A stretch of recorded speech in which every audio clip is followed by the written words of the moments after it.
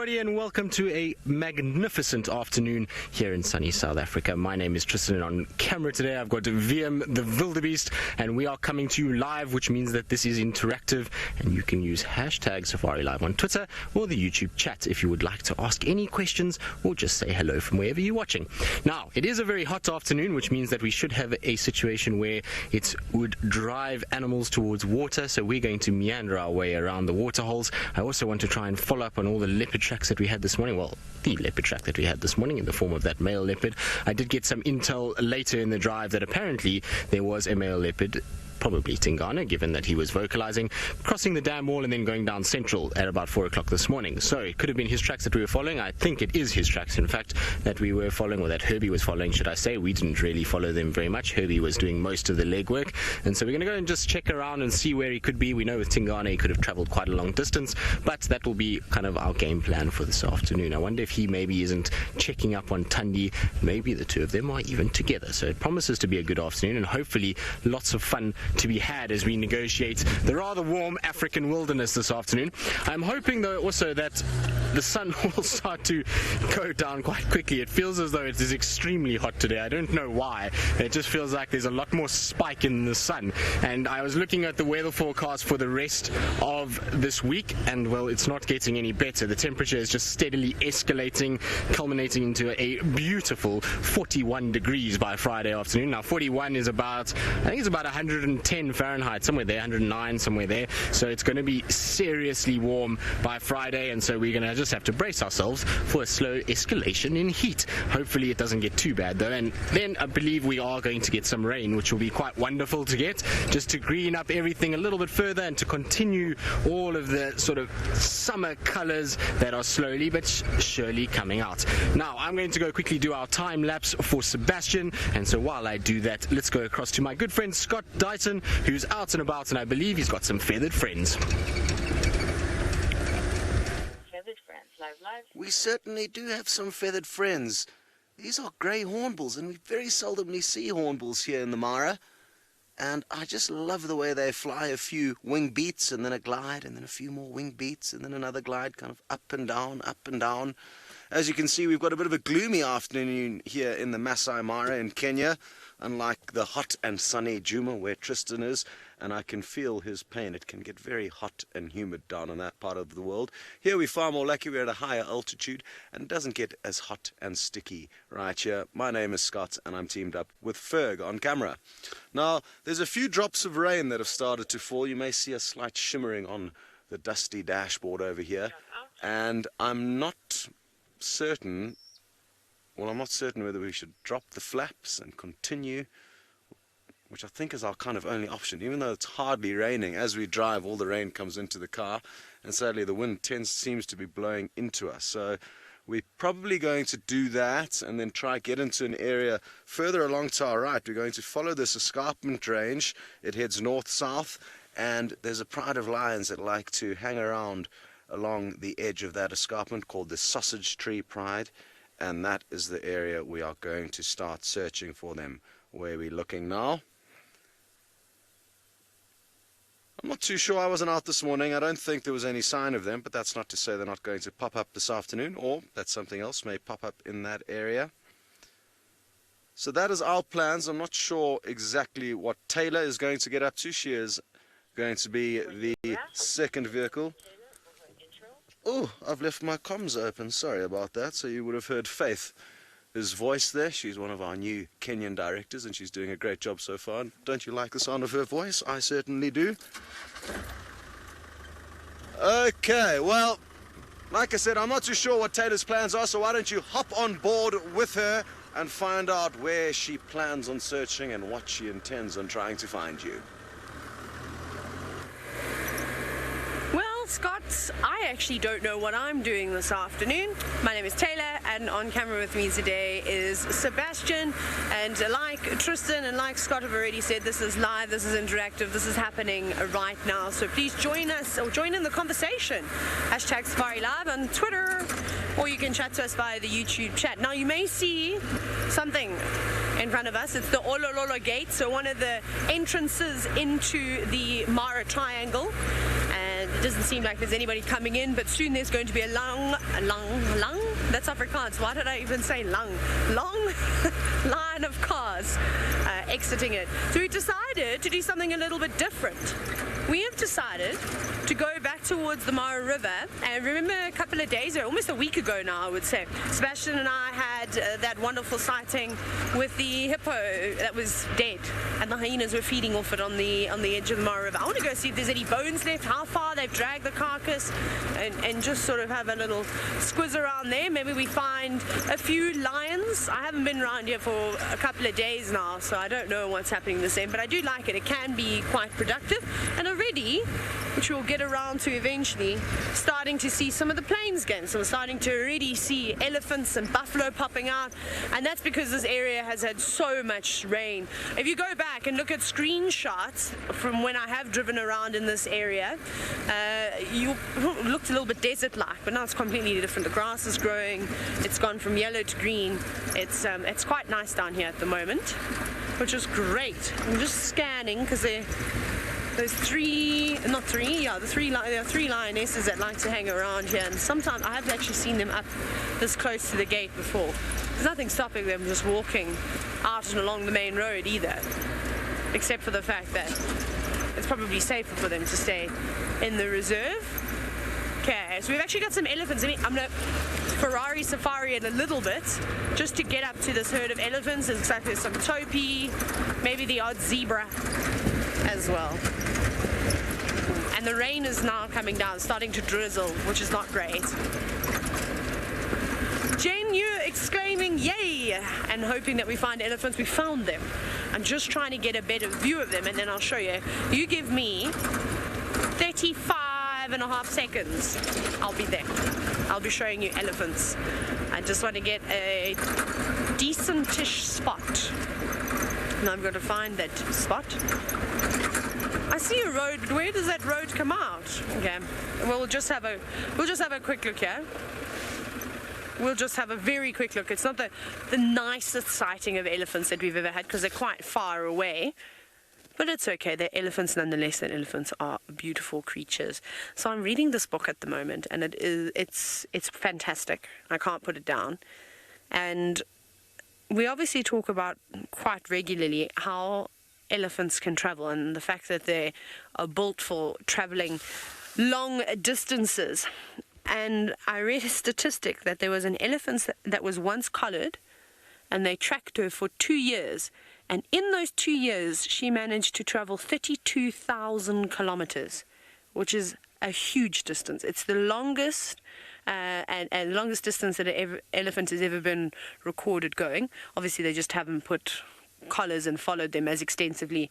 If I'm not mistaken, this was in the Botswana region, and the elephant went all the way to Angola. It was just moving around all over the show, following old migratory paths. So that's really, really amazing. I would love to put a collar or GPS of some sort of an elephant in Kenya, and particularly here in the Mara, that's got, free reign. It can go into Tanzania. It can move around wherever they want and see exactly where they go. I think that would be absolutely fascinating. I'm kind of envious of the researchers out here. I suppose we're a little bit like researchers if you think about it, because we sit with these animals for such a long time, and we get to see some amazing things. For example, we're allowed out at night. No one else is allowed out at night in the Mara Triangle or the Mara National Reserve, besides, of course, the anti-poaching teams. But the researchers don't even have those special privileges like we do. So we get to see so much. It's definitely something I'd like to do, is follow elephants around. It would be quite nice. And a couple of topi just in and amongst them. And of course, it wouldn't be a safari without a zebra, now would it? I feel as though they're iconic creatures when you come out to the bush. Some oxpeckers also just sitting about on the zebra. Not doing too much, not even feeding. All flattened out, obviously not enjoying the cooler weather. It was so warm today. It was a lovely day, slightly overcast, and I can't believe how quickly the temperature has dropped. Again, it's not freezing, but we're sissies, and I've got my big jacket on, my big raincoat on. Well, that's obviously a boy elephant, a male, a young boy. Looks like just a small family group here, probably mom and her various offsprings, which is the most common sighting of elephants or groups of elephants that we see out here. It's not necessarily big herds, just individual sort of what's the word I'm looking for? I don't know. I don't even know what I'm trying to say. Goldfish memory. It's a problem. Oh, there we go. That looks like the cow on the right, happily grazing away. And probably heading towards either the river line, there's quite a few trees, or maybe even up towards the escarpment. It's a bit hard to say. Oh, they're moving very, very slowly at the moment. Oh, okay, these guys want to get past her. Yeah. There's another group of guides from and beyond that are just driving past. Everyone is so, I must say, they're so polite out here in terms of giving us right of way most of the time if we are in a sighting and are filming something, and they'll often just sit and wait for us to go through, which is quite nice. Very cool. Now, I'm not sure if I heard this correctly, but I think, yes, I'm getting a countdown now, so that must mean that I'm going to be sending you all the way to South Africa, where I believe they're having an exceptionally hot day. Antelope that we get out in this part of the world, and it is a beautiful Nyala bull. I really like these Nyala bulls. It seems as though just the one individual by himself, I would have thought that sometimes you get little bachelor herds that form together, and if not, then generally a male is following in some female's footsteps, but just the one individual by himself, and he really is an impressive individual. He's got these massive horns coming off of his head and a long, fluffy, shaggy coat, which means that he must be an individual that really does go after females and is a fairly dominant male within this area. Now you can see why they spend time in areas like what we're in now. We're down in a little dip and there's some shade and there's some sort of dappled light, and that dark brown coloration with those white sort of markings just help to really blend this guy into his environment. Even the horns themselves almost resemble branches in the way that they twist and turn, and then those little white tips as well just help to kind of provide a bit of a sort of camouflage pattern, if you'd like, into those horns as well. Even though that's not the primary reason why they have those white tips, I would imagine that it does help with camouflaging them just that much more and helping just to blend that horn in a little bit better. And you'll find that these guys generally at this time of the day when it's so hot are going to be in these thickets where there's a lot of shade. They're going to try and find shade, much like most of the animals. In fact, we saw some impalas just now in quarantine and they were just going from marula to marula trying to get any little bit of shade that they can. It's scorching in the sun, and being an antelope species or any animal that's got a hair covering like that, it must be very uncomfortable to be out in the sunshine itself. So he's going to just try and seek some shade. What you can also see is that this animal is known to be a browser, so that generally means that it should be feeding off leaves. But you can see this antelope was actually grazing a little bit as well. So there's some nice new green grass that's growing, and that's perfect for a Nyala to feed off. So they sometimes will abandon their browsing nature just to feed a little bit off the grass. Now, Wendy, you say you love Nyala. They're one of your favorite antelopes. They are incredibly beautiful, aren't they? Even the females. The males look completely different, but they both have their own kind of uniqueness, and there's beauty in both of them. I really do like them, and I feel like the difference between the two adds to the kind of mystery of a Nyala and its sort of secretive ways as it moves around in these dense thickets. There's just something about them. I always think that they could be a character in something like the Narnia novels, and in the land of Narnia. You can imagine this big antelope walking around, and I would imagine they'd also have a very deep voice if they could speak. I don't know why, but that's always what I think about them when I do see them. They're almost mystical fantasy kind of characters.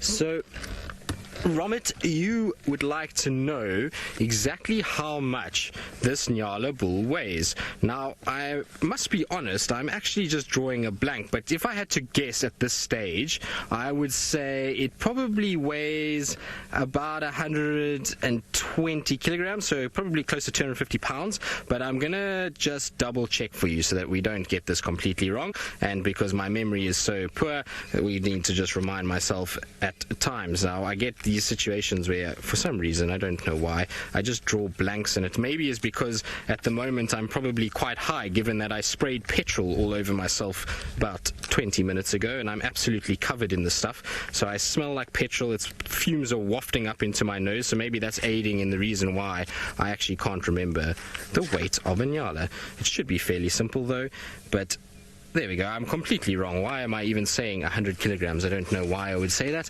That's completely absolute madness. So a male of that size is probably going to weigh about 60 kilograms.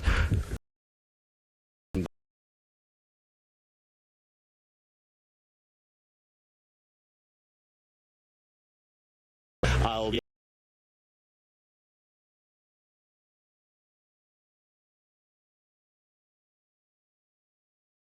we're going to carry on to try and head towards Treehouse Dam to continue on our time-lapse process. There's a few little male nyalas in front of us, male impalas in front of us that are crossing to the west, and so I wonder if they're going towards Treehouse Dam for an afternoon drink. Now, while I negotiate the roads to get to Treehouse Dam and see what else I can find in that area, let's go back to Scotty D, who's got himself another feathered friend that he wants to show all of you.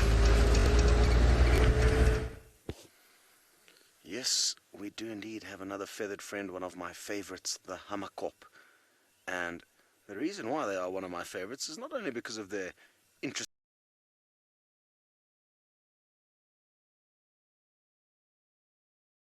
hammerhead and Dutch or Afrikaans, but I love the way they hunt.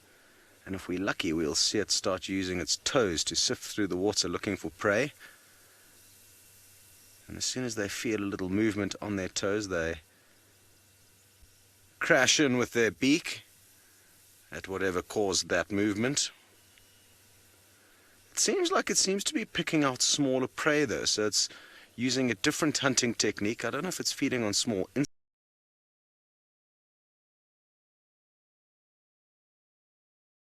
pond. Hello.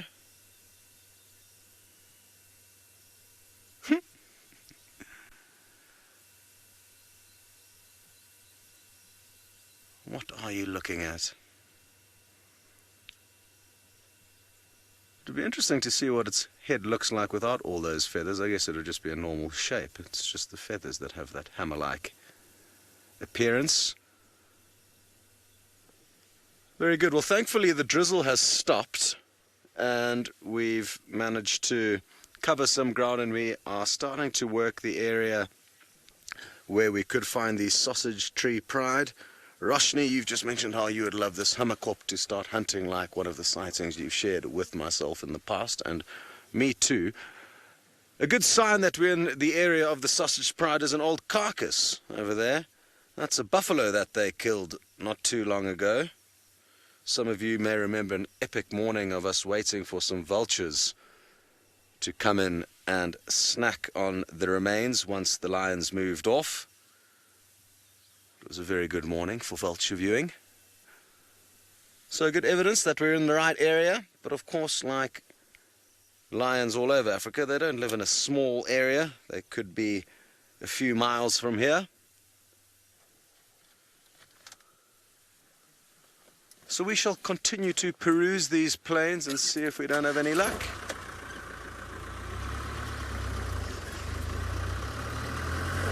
So this is going to be my last drive before I head off tomorrow on an adventure. I cannot wait. I'm going to be spending a couple nights in Nairobi, which to be honest isn't the most fun. And I'm not a big city person, and Nairobi doesn't have a huge amount to offer somebody with my hobbies and interests. But it'll be good to spend a little bit of time there, stock up on a few little bits and pieces that I may need, and then I'm going camping in the Aberdare Mountains, which is just north of Nairobi, between kind of Nairobi and Mount Kenya. It's an incredibly beautiful national park with very strange African wilderness because of the very high altitude. Ooh, let's just drop down in here. Ooh, there we go. As you can see, these roads don't do very well in the rain. This little rut is about a foot deep. So imagine if you start trying to drive off the road, you can get yourself into trouble very, very quickly. Anyway, looking forward to the Aberdares and a week off, but just to let you guys know that I'm going to be off the safari waves for a week. I'll be back at the end of the month. Very good. Well, we're going to send you now back across to Taylor to see what she's getting up to. At the moment we're just driving, we're still trying to get towards the Mara River.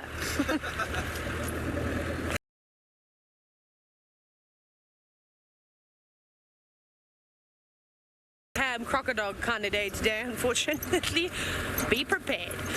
So we are making our way towards the Mara River, and you can see, you can obviously, when you stare across, you can quite easily pick out the river from just the dense belt of trees.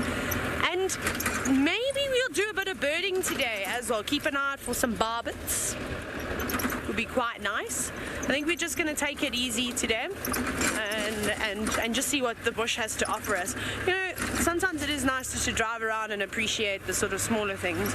Obviously, we're also driven at the moment because there is so much action happening around, but the triangle's so quiet.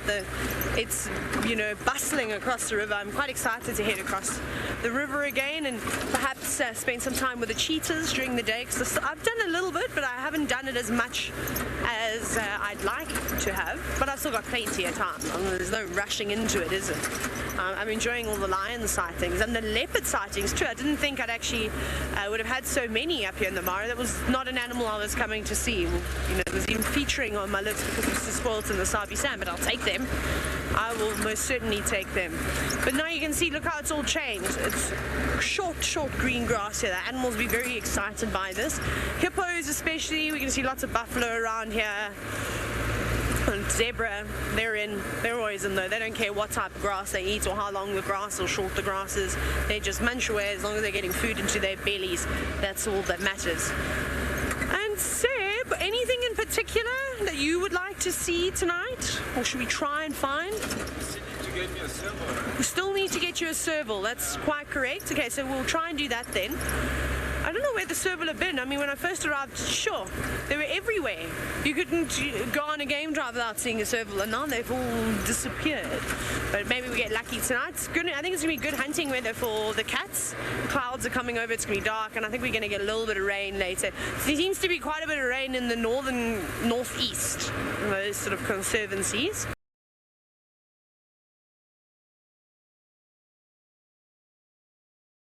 We need all of it, and enjoying seeing all the rain. VW, you're wondering where the baboons are. They're around. They're somewhere around here. Actually, this is a good spot, so there we go. That's another animal that we can add to our list. I love spending time with the baboons. It's really quite interesting. Actually, my favorite troop of baboons is the one that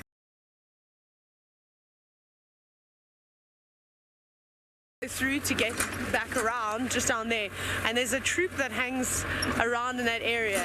It's actually quite cool. They're very relaxed. They sit around the cars. They're not too bothered. And there's a spot where obviously all the Ascaris, I've now lost the road. I don't even know where the road's gone anymore. I think we'll get to one here.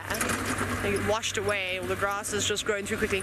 Anyway, so they've got their like washing up rack where they'll wash all their pans and things, and then they put them out to dry. And it's so funny seeing the baboons sitting around there. One day I just want to see one holding a pot. I think that could be quite humorous to watch it. Maybe make it look like as if they were, well, using the pot, cooking away. That'd be quite cool. I don't know if I'm on a road anymore. We'll just go with it though, but this kind of feels familiar. What's one of those?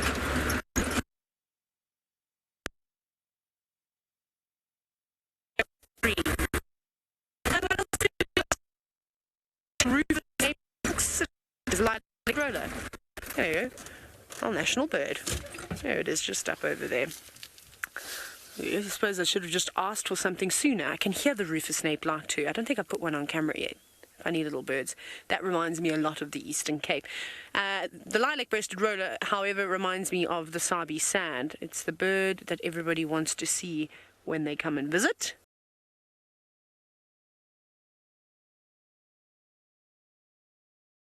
It's so loud.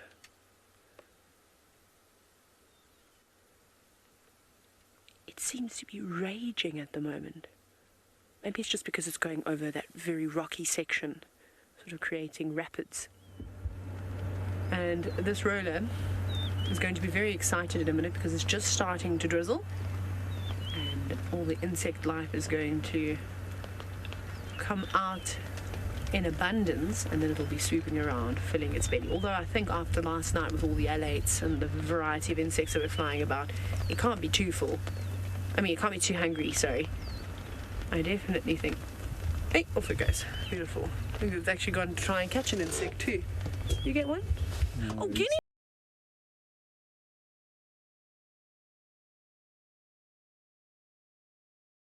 Hello. Oh, look at them. They are hysterical. This is another animal that you have to spend time with. And for those of you that live in South Africa, they're all over the country. You see them a lot in Cape Town. They're in the parks. They are really, really, really funny to watch, where they chase each other around. And my favorite is to watch them pecking through and digging through dung middens. But again, they will also be very, very happy about the rain bringing all the insects out and about. But they eat a bit of everything. I think what they're going for now, the fact that they're chasing after and then beaks to the ground, must mean that there's some flying insects or even some grasshoppers just moving about. These are the helmeted guinea fowls. I still haven't seen... Ooh, that just took off. How they're hysterical. I still haven't seen the vulturine guinea fowls in the wild, which I'd like to. Look at them go. Now, take care, you're wondering if the soil is high in clay content.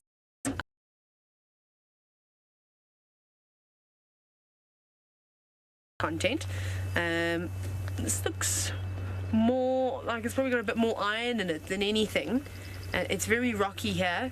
As soon as you move towards pretty much below the escarpment, there's quite a bit of clay, which is not great, obviously, for driving on roads. All those black cotton soils. So no. And you know what I also haven't seen and what I miss the sandy areas in Djuma. Well, you know, I miss marula trees a lot.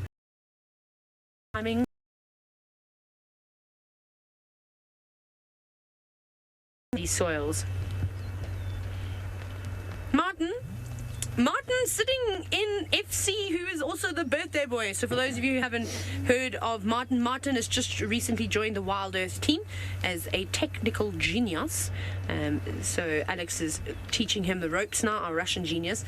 And it's also his birthday. Happy 24th birthday, Martin. Whoop whoop. And you were wondering, can guinea fowl fly? They can. They can indeed fly. They don't fly particularly well, though. They will roost in trees at night, so that's a safe spot for them to sleep. Well, sometimes, not always. And they fly like a chicken, if I had to describe it. So when they need to, but they spend most of their time on the ground. They don't feed on the wings, so they don't feed while they're in flight. They have to forage on the floor. Well, who knows? Maybe they peck something while they're in the tree, but I doubt it, because it's normally nighttime. Very busy. Must be Antelope. Maybe there's some seeds on the ground too. This is my mom's favorite bird. I think I've told most of you that. She loves it, and I'll never forget as a kid. I was reminded of this when I see her again. She used to have a guinea fowl t-shirt. Literally, it was just a t-shirt that was black with white spots on. And she would wear that every single time we'd go to Kruger. And it's just a fond memory. When I see these birds, it reminds me of my mom. And that shirt. Oh, they are so cool. It's a pity they're not having any sort of domestics amongst one another, because it's hysterical to watch these silly birds flutter about. Anyways, we're going to move on from here, though. We're going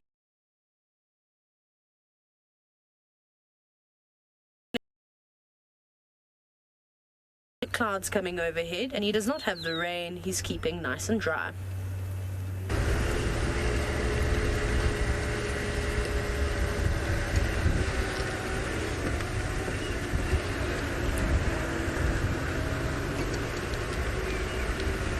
Now, sorry about that, guys. My comms were breaking up a little bit, so I didn't realize that we were live. But we were driving in silence and just wondering what's going on and thinking about where my next move is going to be, because I'm just trying to think, if I was any sort of animal, where would I be if I'm not at Twin Dams? Because I am approaching Twin Dams now, and if there's nothing here, I was just trying to think of my next move from there. So, still not 100% sure yet. I think maybe meander along the Mulawati seems like a good idea, given that it's quite warm.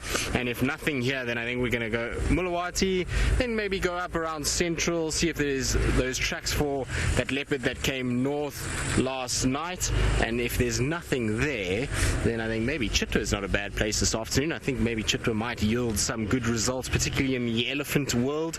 Maybe there will be some ellies around Chitwa Dam. And if it's not, well, just being there around sunset is always such a spectacular, wonderful thing to be doing. So I think that's my plan for the rest of the afternoon.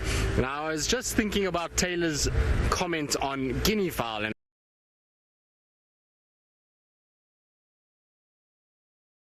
flying like chickens. Now, talking of guinea fowl, here are some guinea fowl right here in front of us. So we've got some guinea fowl in the Mara and some guinea fowl all down here in South Africa.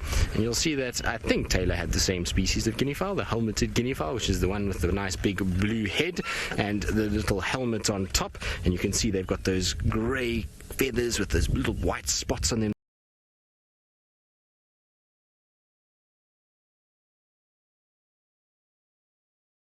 Here's my favorite guinea fowl. Occurs actually in Kenya, and I've been fortunate enough to see them in real life in the wild. And you see them in Tsavo East National Park, and they're called vulturine guinea fowl, and they have these electric blue feathers that come from the head and go down the chest and around the shoulder areas. It really is the most spectacular color that comes off them. It almost reminds me a little bit of the lilac-breasted roller's color in the way that it comes down off the neck, and very, very pretty indeed. So there's a bird that hopefully one day we'll be able to show all of you at some stage. I don't think we'll ever get into Tsavo East National Park for any reason if we've got the Mara, but you never know. Hopefully one day we can bring them onto the screens themselves. Now, with these guys being here at Twin Dams, I highly doubt there's going to be any leopard lurking here. We'll probably find a situation that there's not much going on. These guys seem really relaxed. But actually, there's a leopard, as I say it right now. It's just...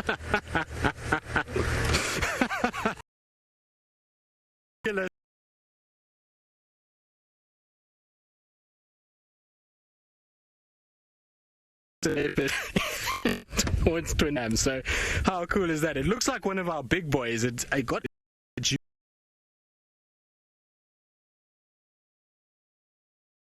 view, but that's just ridiculous. Well done, VM, well spotted. So that was going to happen, and maybe just this noise of the car has triggered this leopard to come. It's like, oh boy, is it one of our boys?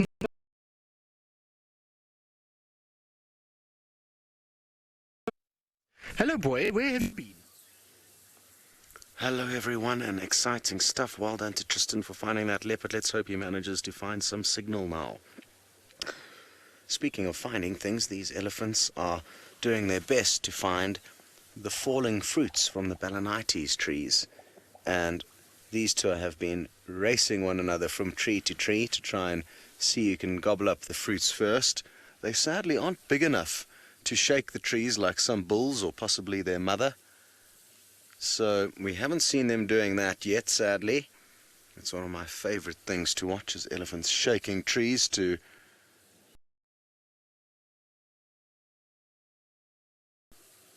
Some of you may remember a very interesting sighting we had back on Djuma when the elephants were going from marula tree to marula tree seeking out marula fruits, and I plonked my little camera down right in front of a fruit that the elephant was heading towards, and he ended up picking up the camera and putting it in its mouth before tossing it out. They're small, kind of oblong fruits, about an inch long. We'll try and show you some once this Ellie's moved off. It's just a few meters away from the vehicle. And I love it when they are in these moods, going from tree to tree seeking out fruits, because as long as you position the vehicle in that area before they actually get there, they tend to kind of act like we're not even here. And literally, I would say I'm 3 meters away from this youngster at the moment. We're very nice and close, but because we were here before they arrived, it allowed us to join their party. What I would like to do is just swivel the vehicle slightly. Their mother, I'm guessing their mother, is an incredibly impressive female. She's got massive ivory, and she's scratching her ear, which actually might dislodge a few fruits. I don't think it's her goal here. I think it's an itch she's trying to relieve. What they do is they'll just put their forehead against the tree, usually when they try and shake it to get the fruits off, and just give it not a headbutt, but they just rock their body backwards and forwards, and their head is what is against the tree, front on. Isn't her ivory magnificent? Very big tusks for a lady.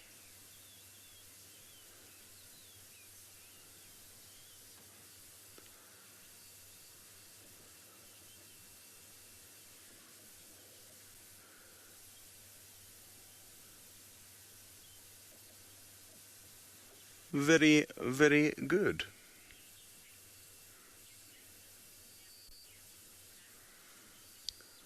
Hello, young Max, just 6 years old. You would like to know if it's true that elephants never forget.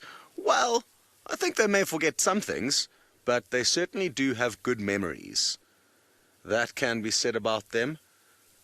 And especially when knowing where to travel, where to get water, where to get food, because they live for quite a long time. Max, they can live for about 60 years, which is longer than most animals can live out here. Their memory helps them to build up experience over those years to know where to go, what to do, what's dangerous, what's not. So they certainly are very, very intelligent animals. But I'm not entirely certain that they can remember everything. That would be really incredible. Maybe they can. But I guess just like us, Max, you probably don't remember, your first few years on the planet when we were very young. And I'm guessing elephants might be in the same boat.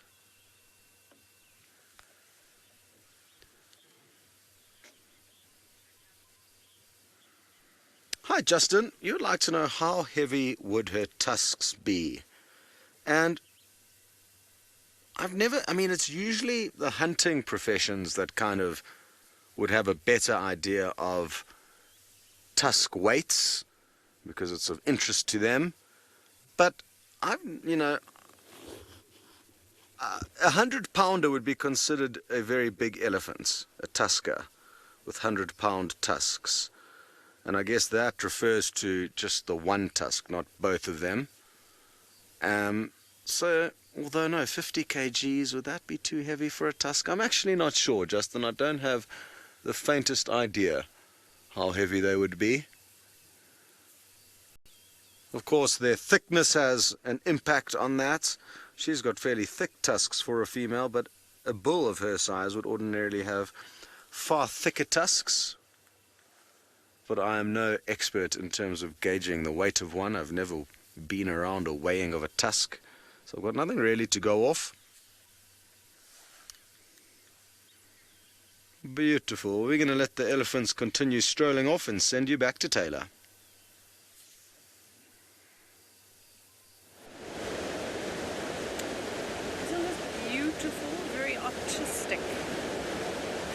Coming from Sebastian. This is of course the Mara River going over some of the rapids, so this is why we can hear it so loudly as it pounds over the beautiful rocks. Not flowing quite as fast as it was about a week ago. The water levels look like they've dropped slightly, but hopefully with this next set of rain coming in it will fill the rivers up again. That's so cool. And like Seb said, we don't get to do that very often at Djuma, so it's quite nice. So this spot must look very familiar for those of you who do follow and watch on a regular basis. So we're basically at the exact same spot where we had the hyenas feeding on the carcass, and it's going to shuffle out the way from you. Do the matrix. Look how I can disappear so quickly. Isn't that amazing? I get one with my camera box and all the things that are down here next to me. That is the remnants of the hippo that we saw. Unfortunately, it's looking a little bit bare now. I think the vultures have been in, the hyenas, the jackal. Lots of different creatures would have come through here and fed, maybe even a couple of smaller crocodiles. You never really know. We of course were across the river, so we couldn't come, and we wanted to do time lapses here, in fact. And next time we find a hippo carcass, I think that Sebastian's onto something. I think it would be quite cool to put a camera down somewhere and do a time lapse and see what comes and visits firstly, and how quickly that carcass disappears, which will be fun, I think.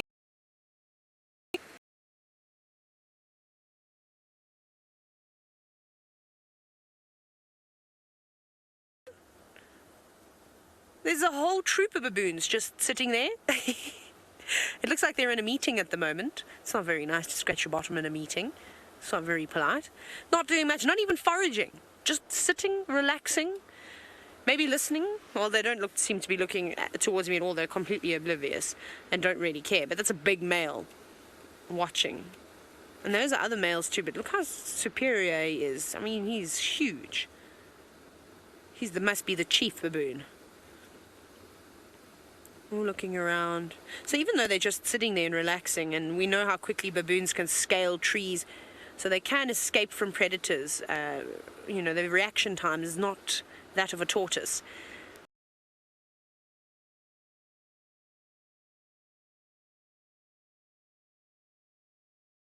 Boy, even his demeanor about him, my goodness, he's really set a presence for himself this afternoon. I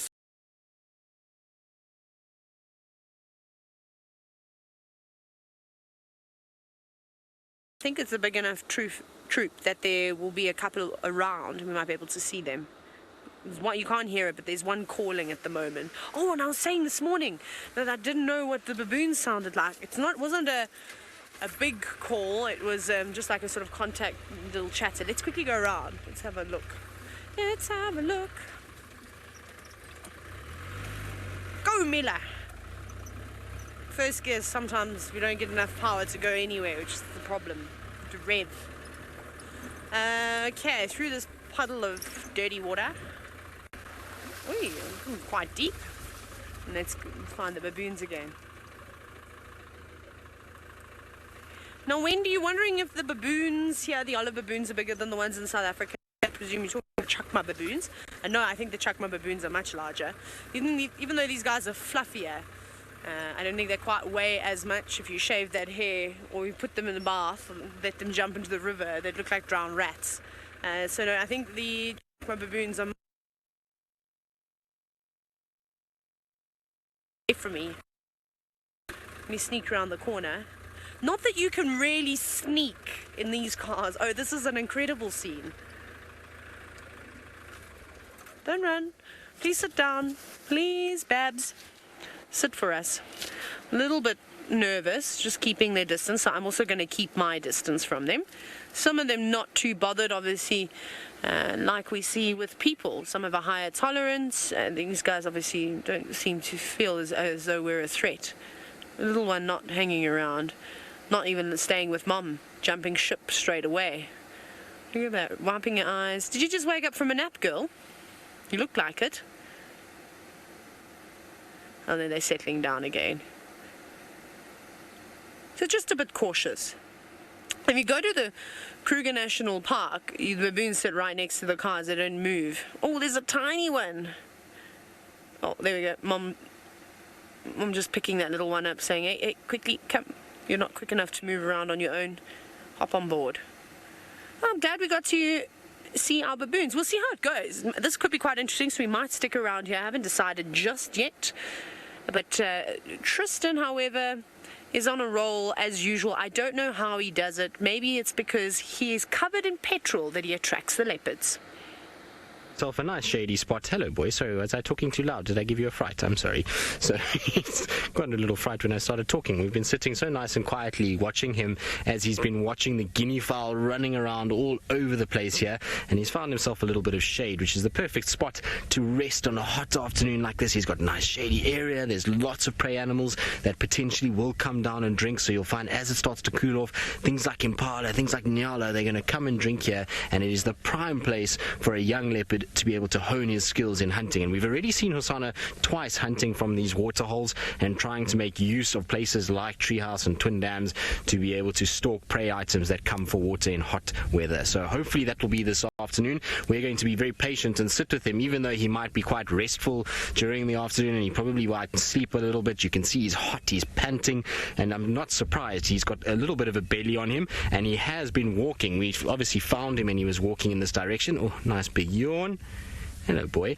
And he's got a nice full belly, which means that I'm pretty sure he's hot. He's built up a lot of residual heat by spending time walking in this hot sunshine, and so I think he's going to be resting here probably for quite some time, unless something comes along that he wants to potentially stalk. So something like these guinea fowl that we saw earlier, they might be that a situation where he gets up and looks at them and tries to go after them, although most of them have drifted off now, and he's still kind of non-plussed by it, and he's still lying in the shade. Now, I believe lots of you are super excited to see Hosana. Well, so am I. I've had not the best of days today. It's been a bit of an average day, and I was having a bit of a bad afternoon when the petrol spilled all over me, and I was thinking to myself, well, hopefully the bush will give us something to cheer us up, and you cannot get any more cheerful than a beautiful male leopard walking around in the afternoon as you come towards one of the more scenic spots in the reserve down towards the Mulawati and Twin Dam. So super excited that we managed to find him and managed to get him on camera, and that we're going to be able to spend the whole afternoon with him. The exciting thing is that he came from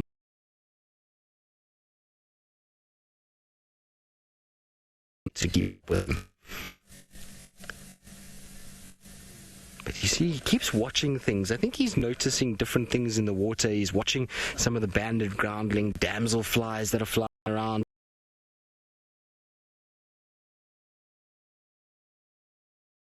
Around, he seems to be watching, so it seems to be a little bit on the restless side. On where are you going, Hosana? It's very hot. Maybe that's where he's deciding that he's going to lie.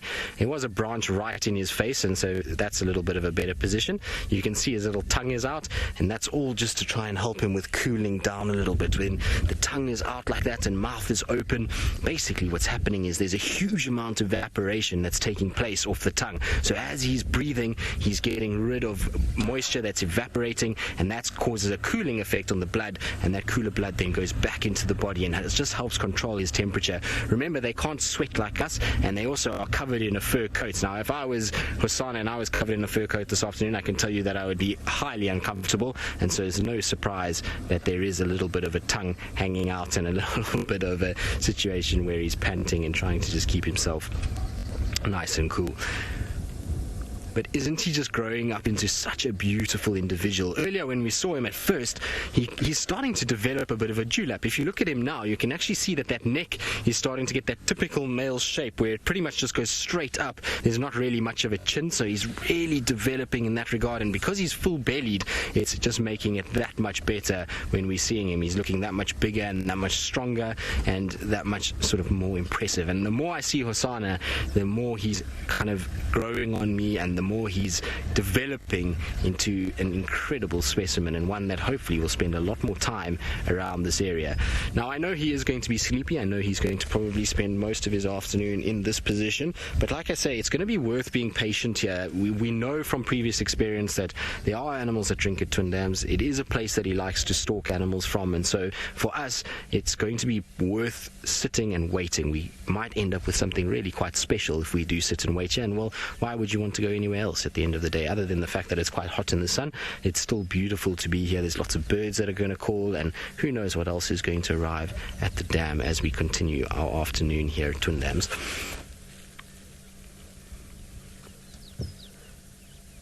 But he seems to have settled down now. Most of the guinea fowl, like I say, have moved off. They're not making near as much noise as what they were earlier.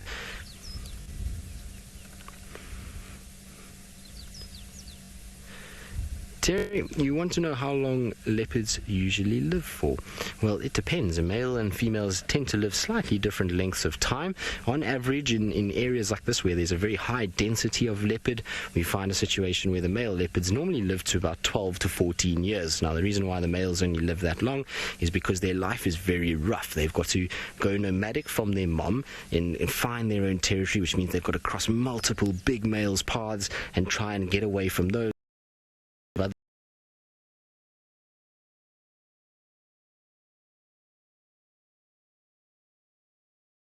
From other rival males and nomadic males that might come in, and then later in life when they reach that sort of 12, 13, 14 years, there's younger individuals that start to push in. These young, well-developed, big young individuals that are full of spirit, they come in and they want to start pushing those older males, and so you get a situation where those males will then push in, and those older ones get killed.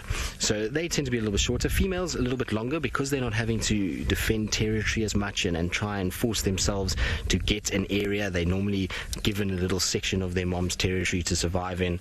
You end up with a situation where they normally go between sort of 14 and 16 years old.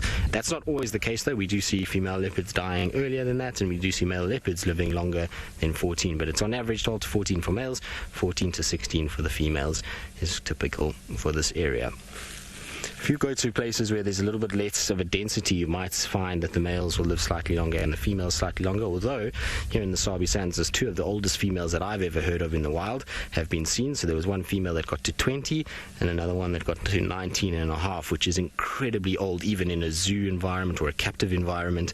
And so those two really did an amazing job to get to that age.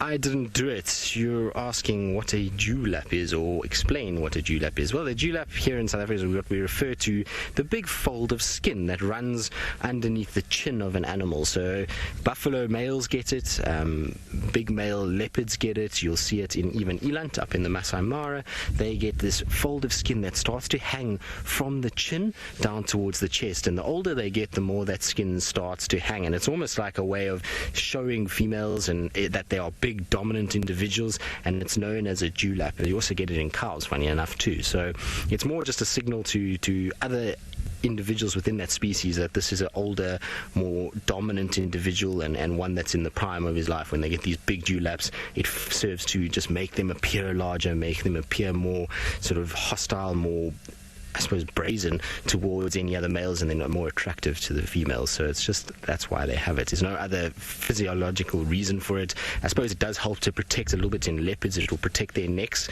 if they're fighting with other males. It's a lot of loose skin, and so that male might bite towards that skin and not get hurt there. So it just depends on them. But in things like buffalo and eland, not so much. It's not really there to design to protect them from the jaws of another eland or buffalo. It's more just to show dominance towards females. But I think little Hosanna is about to take a very, very long nap. Although there is another vehicle that is going to come join us at some stage, that would probably mean that he might just see him popping up his head every now and then. There's also a beautiful breeze that's just kicked up now. It's a nice cool breeze that's blowing, and it's coming straight towards us. So you might find every now and then he'll pick up a scent in that breeze or hear something, and he'll pop his head up and just scan around just to see what's going on. And so we might see a lot of sleeping for now, but as that sun starts to set, I'm pretty sure we might get some action. Now we're going to, like I say, be patient with Asana. I'm pretty sure at some point he is going to get up and he is going to move and potentially even maybe hunt around this waterhole. And while we do that, I believe Taylor McCurdy has had some luck of her own and has found a sleepy cat too. Well, Tristan, we're quite lucky because at least lions, they're not solitary. They live in prides, as we know. But we've got 3 lionesses here, and at least one of them has got their heads up, because the other 2, you can't see the third one, though, because she's hiding under a bush behind the car. They're flat, fast asleep, just enjoying themselves. So these were the 3 lionesses that I was telling you about right at the beginning of the show that I was searching for. This is the first time I've actually seen them down here, and I've been waiting because it's a beautiful, beautiful spot. We're still right on the edge of the Mara River. Of course, we haven't gone far. This is that spot where we've looked at quite a few bee eaters before around here. I did quite a long segment on bee eaters. I'll never forget. That was so beautiful. The bird life is incredible, and it's all starting to become quite loud again now as the birds start chirping away for one last time. Something has caught that lioness's attention. Her ears are pricked forward, her eyes are very focused. So I wonder what she's seen. Now, from this area that they're sitting in, it's quite dense in terms of tree thickets, well, as tree thickets sort of go in the Mara, but behind the wall of trees is a huge open plain, and we saw the different animals that like to live out in the open plain. So I'm sure there's zebra, topi, maybe the odd wildebeest. Most certainly there'll be buffalo, probably a couple of warthogs grazing around the entrances to their burrows too, getting ready to go home. So there's a potential for them to take down any one of those creatures, and they're not very full. They're actually quite lean, so that's exciting, isn't that? I think that's going to be quite cool. So hopefully we'll stick around with them for the evening, and sooner rather than later I think they'll get up. They've already sort of been grooming, yawning up and down, so I think we got you at the right time. Viola, you said that these 2 lionesses look like the girls from The Lion King. I suppose they're very typical lion-drawn characters on The Lion King. But they're beautiful girls. I haven't seen them for a while. The last time I saw them was near the airstrip. I'm just trying to think. Yeah, they were sitting in and amongst the luggers under the tree, so I think they like that. I can't believe she's just gone flat. Don't do that to me. I was just telling you how I thought that you were waking up. And lions do this. It's the most annoying thing in the whole world, where we're obviously taught and you watch, and once you observe, when cats start to wake up, they yawn, they roll around, they become quite restless, then they start grooming, and then they're up, unless you're a Birmingham boy. And then you just go from flat and, looking like you're dead to up and roaring and on a territorial patrol in about a split second. It's the most incredible thing you've ever seen. Most lions don't do that. But again, you can't give these animals rules. They just do whatever they want when they want. But there's one girl that's keen, so that's okay. As long as we've got one of them that's showing a bit of interest in something, and hopefully it will get the other girls up and going. Now, Ryan, you're wondering how fast can these lions run? Well, it depends on what they're chasing, and a couple of other things. But typically a lion can reach up to about 70 kilometers an hour, which is very fast, but they can't keep that speed up for a very long time. But that's okay. That's not what they're relying on. They're relying on stealth. Cheetah rely on speed and being able to run down their prey. Leopards and lions do something completely different. They ambush, they try and stalk right up to their prey as close as they possibly can to give them the best opportunity of catching. And I suppose it's quite difficult for any of you that ever tried to sneak up and give somebody a fright. How many times have you been caught before you've actually given a fright? I'm sure more failed attempts than anything, and it's exactly the same with lions and leopards. Having to adapt that technique results in many, many failed attempts, and sometimes it is very hard to keep quiet. But out here, they'll use the cover of darkness, especially if they go hunting in the open area, because the grass is exceptionally short. We saw as we were driving around. There's not much cover for them. They've got cover here, they've got all the shrubs, they've got the luggers. Whether the prey is going to come into this thicket, I'm not sure. It would be ideal if a warthog came strolling through, they would be able to, but otherwise it's a bit hard. Seb, should I go up a bit further and see what it's like on the top?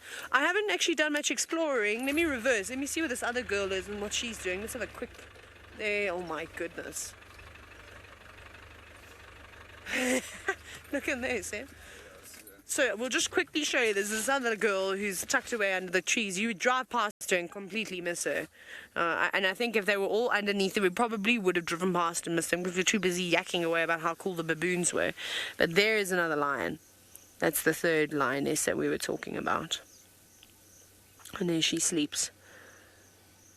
She doesn't look like she's going to wake up anytime. Now, Teresa, you're wondering about the pride of which group of lions this is. It's the breakaways. So we call them the Olololo females, but also the Ngama pride is also the Olololo females. Let me drive up and around again. Let's just have a different view so maybe we can see something. So it's the three that have sort of broken away and spent some time on their own. You can see them together. Let's not drive over lion dung. We don't want to be doing that. It would be very stinky. Go up here. Can't see anything straight up. A couple of antelope and things, but let me get a great meal. There we go. Another view. Very nice though to see them. I'm quite happy that that's what we set out for, and that's what we managed to find. It's not every day that the bush goes your way. See, they're not exhausted. I mean, these lions are very much habituated to the cars, so they're not worried about them at all. But the fact that when we're moving around, they're sort of sitting up makes me think that they want to get on the move, and it's cool enough. It is perfect temperature, except knowing these girls, they're probably going to try and hunt something at night. Well, again, they're opportunistic, so they could hunt something at any time and plop down even flatter than before. Wonderful. Got beautiful eyes. She looks like she's quite a young girl too. Now, Candy, you're wondering if I've ever seen an oxpecker on a lion? No, and that would be a very brave oxpecker.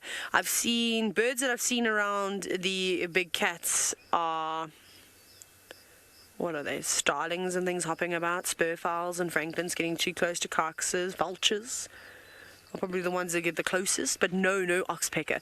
An oxpecker knows not to sit on a lion and try and groom it. Lions are well capable of grooming themselves, and others help each other. And also, can you imagine trying to groom a young cub? If you were an oxpecker, you'd just get eaten. Well, you'd they'd try to. So no, I have never. What I have seen though, and I'm trying to remember if it was a documentary I watched or if it was a video on YouTube or Facebook or something along those lines, but it was a video of lions laying up on a rocky outcrop. Ooh, they've just jumped. I've just heard something. The other lioness that was laying flat spun around quicker than... Oh, I see why. I see that girl has gotten up under the trees, so they were looking at her. Sorry, I've just got severely distracted. And then I saw that I think there were agamas or girdled lizards of some sort. I just can't remember the footage quite well. And these reptiles were basically going around trying to get all the parasites and flies and things that were attracted to the lions. And they were jumping on the lions. It was so funny. Obviously, they weren't tolerant of them. They'd thrash around when one would be sitting on its back. It was quite nice to see that interaction. I'd love to see something done in real life, but I just can't remember where it was. So if any of you have also seen that movie before, or clip or whatever it may have been, hashtag Safari Live, let me know, tag me in it, because I would like to watch the whole thing again. It was quite interesting. So they're just watching the other girl. I can't see where she's gone, but she's moved up from her shrub that she was laying under. But now she's gone into the distance. Now, Linda, you're wondering how far away can a lion sort of smell a carcass or its prey? I think it depends on the wind direction as well. They've got an incredible sense of smell. However, if they do have the wind in their favor, that helps quite a bit. She's looking at, there's a topee. I was just about to say, I can see the topee on the other side, and a windmill, in case you saw that turning too. There it is. So very good. But what's really amazing, Linda, is the combination of senses that they will use. So not just relying on sense of smell. So say if there's a carcass about, they might not even smell it, but they might see the vultures in the sky circling and starting to dive towards it. And I've watched the Southern Pride before, which is a pride of lions that I actually believe just arrived back in the Sabi Sand today. They'd been spending most of their time in Kruger for, I think, the last 6.5 weeks, a friend of mine was telling me. And I'll never forget, on an open area, I just saw this pride of lions running like I've never seen them run before. And I saw, okay, there's vultures diving. Anyway, and they went to a carcass. It was in the thicket, so we couldn't really see what it was. It was also during lambing season, though, so it could have really been anything. Could have been just vultures diving down onto leftover the afterbirth. But it was very cool. So they'll do that, and then they'll respond to things like that too. And obviously, as they get closer, the scent will get stronger and stronger. So they rely on their eyesight and their sense of smell. And then, of course, their hearing. Hearing is very important. If you hear a distress call, you're going to go charging on in, or you hear a squabble of other predators. If you're a lion, you're probably going to go and investigate. We're most certainly not going to move from these cats. I think this is the spot to be this evening. And I think we're going to play exactly the same game that Tristan is playing, which is the patience game. And it's the one that we all struggle with. The guinea fowl flock has just arrived back, and Hosanna has just woken up, and they're not very far at all. They're all, one by one, filing down towards the water for a little drink, and their kind of attention is going to be so focused on drinking water and avoiding crocodiles and various other things. You can see there they are coming down to drink, and I wonder if little Hosanna might decide to try and stalk in behind them. He's definitely adjusted his position. He was fast asleep, and he rolled over, and his one eye opened, and he noticed these guinea fowl coming past, and he changed position a little bit, and you can see he's shoved himself into that bush a little bit more just in order to be able to camouflage a bit better. And you can see him watching these guinea fowl, just trying to work out where exactly he can position himself in order to hunt them. All the guinea fowl are slowly but surely making their way to water, and why not? It's a hot afternoon, and so you would imagine that these guys would love a bit of a drink of water. So there's some of them on the bank itself, and then the rest of them can see are all lined up there. So I wonder if he's not going to wait for the rest of that flock to come down towards the water source itself, and then he can try and stalk on this bank and try and get down to them. Although I think these guinea fowl, there's enough of them to be able to spot Hosanna in an open section like this. At the end of the day, it is very open here. There's not too much cover for this little male leopard to be able to stalk towards those guinea fowls. So I think he's unfortunately just going to have to sit tight and just be happy with staring at us. Look at that, isn't he beautiful? His eyes seem to be changing colour. Instead of getting lighter, they seem to be almost getting darker. Beautiful.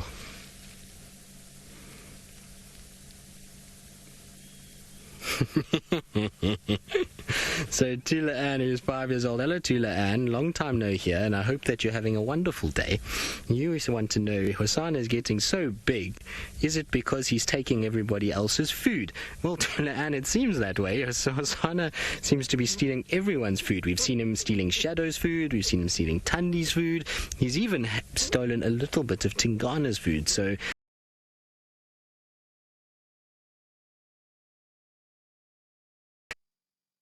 get to the age where male leopards grow like still around this area and his mom was still alive, that he would have to start going on his own, and that means they've got to grow quickly so that they can basically find their own territory and defend themselves against other male leopards. But him finding nutrients from other leopards is definitely helping in him growing and getting bigger. He's being a little bit of a piggy, isn't he? But that's okay, we'll give it to him. If he's able to do it, then why not? At the end of the day, we're rooting for our young man. He had a tough sort of start to life with his mom disappearing, and so if he takes a few meals from his older sisters and from his father, well, that's okay. We'll have to give it to him and let him have it. It's all in the name of him surviving and continuing the bloodline. And at the end of the day, it's also been all completely non-sort of aggressive interaction, so they haven't fought at all the times that he's gone after food items from other leopards. He hasn't fought with them, so that's okay. As long as there's no aggression, then everything is fine. Oh, there we go. He's decided, well,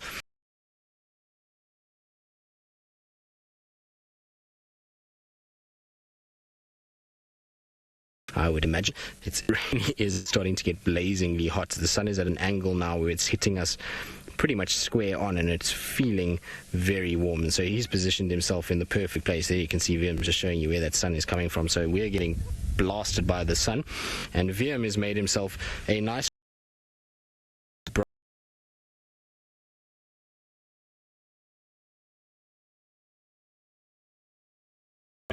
I'm going to take a little photo of Viam, and then I'm going to ask Viam to show you my photo to all of you. Just hold on, Viam. Pose nicely. Smile, Viam. There we go. So this is what Viam looks like at the back of the vehicle. He's throwing a little Mara flare into our footage this afternoon from the Sabi Sand. So he's got himself a little shuka over the top of his head and over the top of the camera, and there's a little toothy grin from behind the shuka as Viam tries to hide away from this horrible sun. Very nice, Vildi. You look very good. I'm quite impressed with your contraption, and apparently it works a lot better. Vildi, is it much better? It's cooler as well. It's cooler as well, and it's much better apparently. Well done, Viam. So Viam's really made himself the best possible solution, and he's incorporated both of our locations into one this afternoon. Hosanna doesn't seem to be too fussed by it. Maybe he's a bit jealous of your shuka, Viam. You might have to leave it with Hosanna. I would imagine Hosanna would be one of those cats that would look quite good in a shuka. Imagine it's kind of strapped around his neck almost as like a little scarf kind of thing that you see dogs sometimes wearing. I think he'd look quite spiffy. Red is not his colour, he's colourblind. Is red not his colour? Sorry, Viam, I forgot he's colourblind, so red is not his colour, not contrasty enough. You'd have to get... What colour do you think he would like, Viam? That's a blue one. A blue one. Blue one with red, or blue just on its own? Blue one with red. Okay, so blue and red is what we're going to go for Hosanna. Apparently that's what he's going to be into if he had to have a shuka. But it amazes me how cats go from sleepy, tired individuals to awake, then back to sleep again. So Philip, this is obviously it's a difficult question to answer. It's almost as though it's almost like a how long is a piece of string question. I mean, Tingana theoretically should be starting to get a little bit on the kind of antsy side of having Hosanna around. Hosanna is starting to get big. He's starting to look quite imposing. He's roaming in the heart of Tingana's territory at the moment, and so I don't think it's too much longer until this sort of relaxed attitude that Tingana's got with the young boys changes, and he starts to get a little bit more grumpy about it. I think at the moment Hosanna's also being very clever. He's very submissive every time he's around Tingana. He seems to roll onto his back and kind of just make himself a lot smaller, and he's not really challenging in any way. He's not scent marking, he's not calling, which means that Tingana almost is still seeing him as a young individual, but he's starting to grow and get bigger, and that means that even his behavior is not going to belie his size. And as soon as Tingana realizes that this boy is too big, he's going to start pushing him out and start getting him into a situation where I think we're going to see less and less of Hosanna as he gets bigger and bigger. The strange thing is, though, I really thought that by now already we would have seen Hosanna being far more nomadic than what we've seen. In fact, he's really stayed on Djuma and in the heart of his mom's territory and been probably our most viewed leopard. And in fact, I would actually love to know who we've seen the most over the last 6 months, but I would hazard a guess that Hosanna must be easily double, I would say, all the rest of the leopards that we've had in this area in terms of frequency of sightings in that area. And so I really hope that it's still a while longer until Tingana kicks him out, or Tamba for that matter. And if these boys can somehow manage to escape Tingana's wrath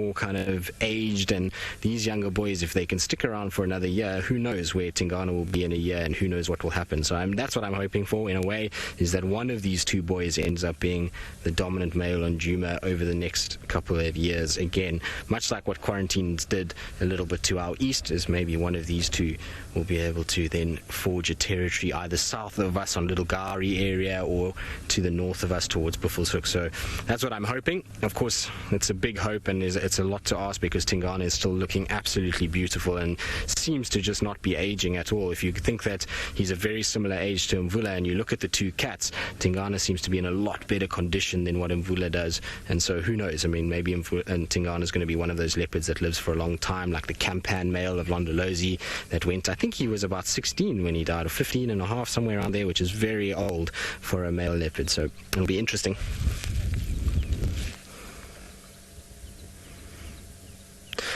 Corin, so with Hosanna and his pink little nose, you're wondering, is that nose going to get darker or is it going to stay pink? Well, the thing is that there's a bit of a fallacy in that people think that the nose color can determine age. It's not really true. If you look at Shadow, she's got a very pink nose, and even Tundi has got quite a bit of pink in that nose as well. It's not quite as much as Shadow, but both of them do display some forms of pink in the nose itself, and those two individuals are 11 years old. So I think his nose will darken a little bit, but you never know. It might keep a little bit of that pinkness. He doesn't have quite as pink a nose as what you see on Tamba. Tamba's nose is bright pink, and I actually think Tamba might keep a fairly pink nose for quite a long time, whereas Hosanna seems to be darkening already, and I think potentially he might end up with a darker, blacker nose by the time he gets to a dominant individual, but for now still quite pink, and it'll be interesting to see. It's obviously a genetic thing as well, and some male leopards will end up with lightish colored nose and others with much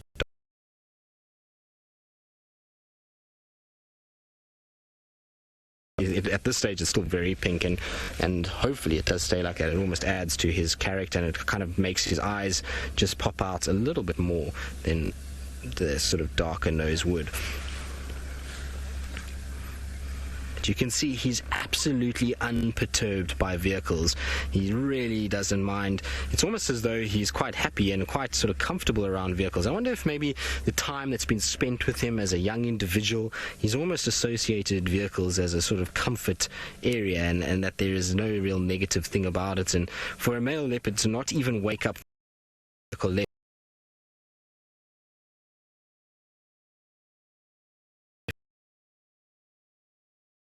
with our presence. And I was very surprised yesterday actually when Taylor had that male leopard. Absolutely beautiful male leopard, and I'm sure Taylor was doing flick-flacks over the moon, excited when she saw that male. It was really very cool. Now, I do apologize that there is a little bit of picture breakup, so what we're going to do is just try and reposition ourselves slightly so that we can try and get rid of that picture breakup. And while we do that, I believe Scott is still on his journey along the escarpment.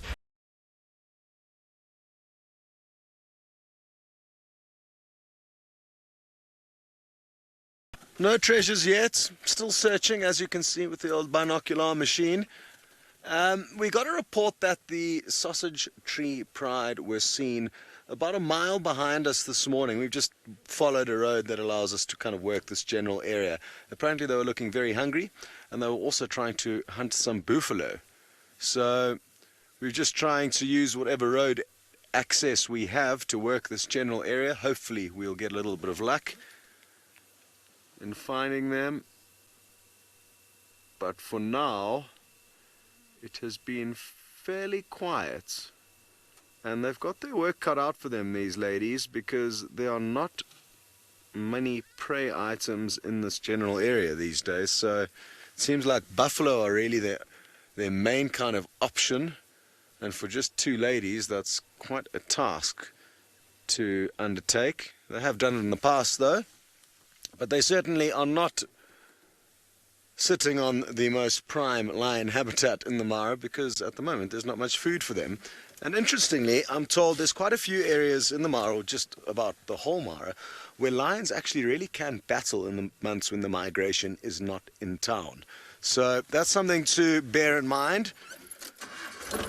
We may witness some tricky scenarios as Lioness battle to get enough food for them and their pride.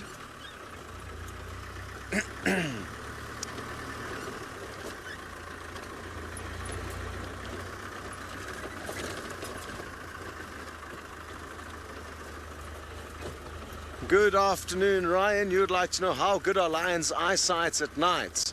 Well, I'm guessing it's not much worse or you know, that much worse than it is for them during the day. It's probably kind of equal. They certainly do have very good nocturnal eyesight, and they forego color vision in order to have good eyesight after dark. Please don't get stuck. That was okay. So yeah, much better than ours, that's for certain.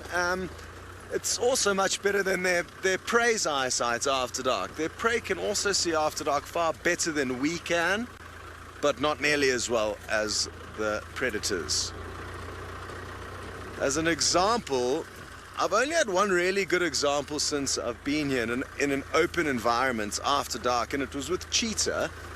And the cheetah picked up their heads and was staring off in a certain direction. So we zoomed in the camera.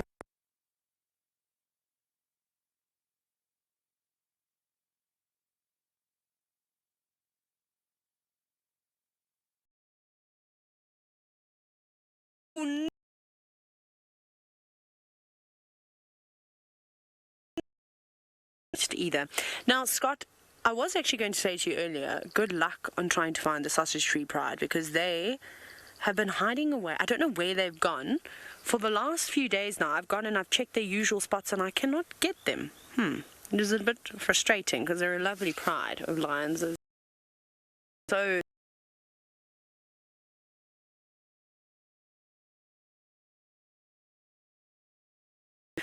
barely any life has been shown with these lions. They're still up and down, looking around. I haven't seen where the other girl has gone. She could have just moved a couple of meters and sat back down again. But they're not fast asleep. I mean, it's not a deep sleep.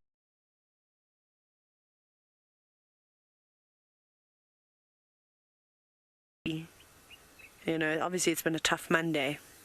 And hopefully it hasn't been a tough Monday for any of you that are watching. And if it has, sorry, hopefully this is making up for it. You hear all the birds now. You hear them just starting to chirp. It's just all of a sudden just picked up. And a few frogs.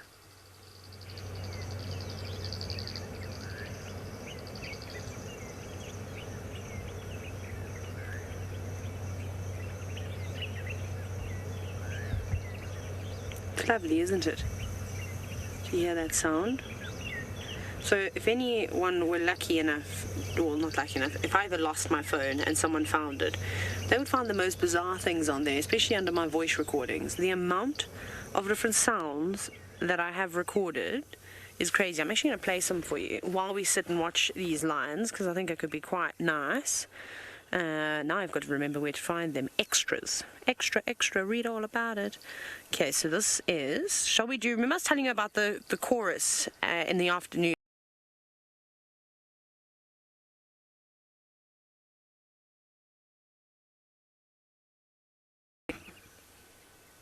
Something is wrong with my phone. This is the silent sounds.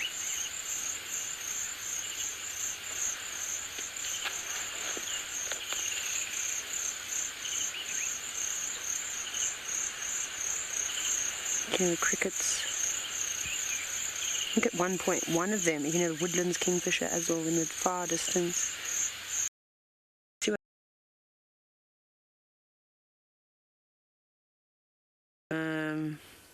Oh, this is the starlings. Listen to the Rupel starlings at night.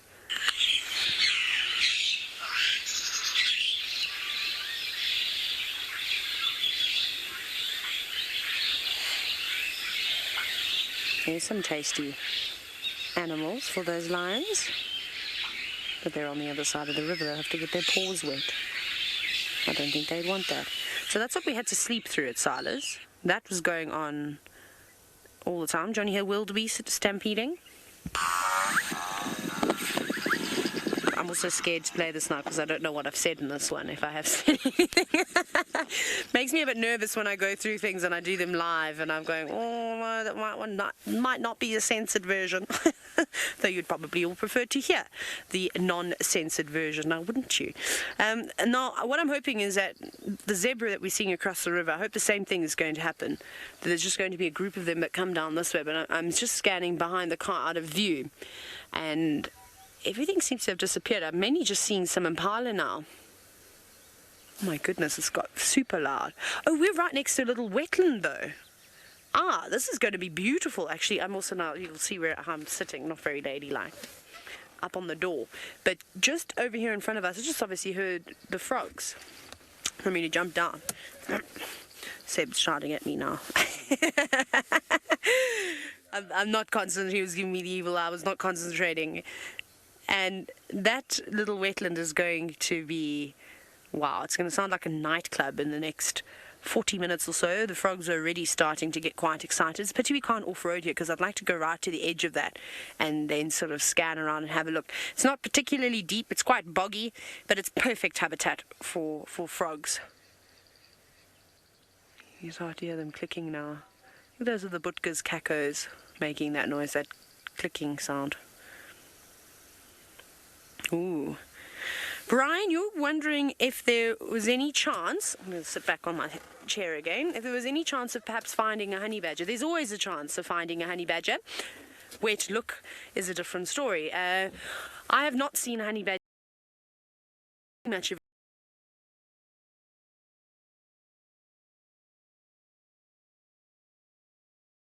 And I'd said, how common are they?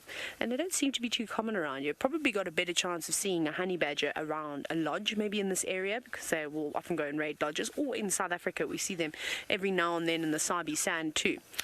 My earpiece is not cooperating today. It's very frustrating. I'm going to have to clip it to my hair. You know what we're going to do? I'm going to jump in the car. Well, I was always in the car. I'm just going to jump back down into my seat. Let's go see where that other lioness went. She's moved out into the open. Reverse. No. There we go. There we go. Managed to get it. Into reverse now. Miles. Hello, Miles. Thank you for your question. And your question is, if I were to jump out of the car, would those lions attack me? No, they're going to run away. They're going to be absolutely petrified if I all of a sudden get out of the vehicle and go charging towards them. If they were on a kill, it might be a slightly different story, but I still think that they would move. And of course, you never want to do something like that unless it's an extreme emergency.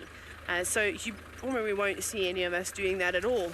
That's the big lion dung down on the ground. Okay, where's this girl gone now? The only thing we can't follow her is she has gone off because we're restricted to... Oh, giraffe! Sebastian! We've got a giraffe and a lion. That's what she's looking at. Okay. Now this is all starting to make a little bit more sense, isn't it? So lion under the tree. Maybe the giraffe caught her attention. Not very far away. I don't think that the giraffe knows that the lions are in here. I don't think a giraffe would like to be caught in such a thick area with big predators, because we know that lions will hunt giraffe. I haven't heard of any giraffe hunting specialist lions though. Occasionally we see them on kills, but it's difficult. It's not an easy animal to bring down, but worth it though. I mean, if you can, they'll just be feeding on it for days. But it'd be a bit tough for these 3 lionesses though if they were to bring something like a fully grown giraffe down, like this bull. He's actually a youngish bull, not a mature old fella, you know, that's been around the block. He's relatively new, I reckon, to the mating game. He's still got a bit of muscling up to do. Remember, the Maasai giraffe are larger than the southern giraffe. They can get up to 6 meters, so almost an entire meter taller than, or a meter to half a meter taller than the southern giraffe. So if they do take it down and they feed on it, we know there's a big clan of hyenas that hang around here. They might end up getting into a bit of trouble. If there's no big male lions around, they will be pested, they will be hassled by those hyenas, and potentially maybe other lions too. Well, she's also missing the tip of her tail. I saw a lioness this morning, but it's not the same lions. That's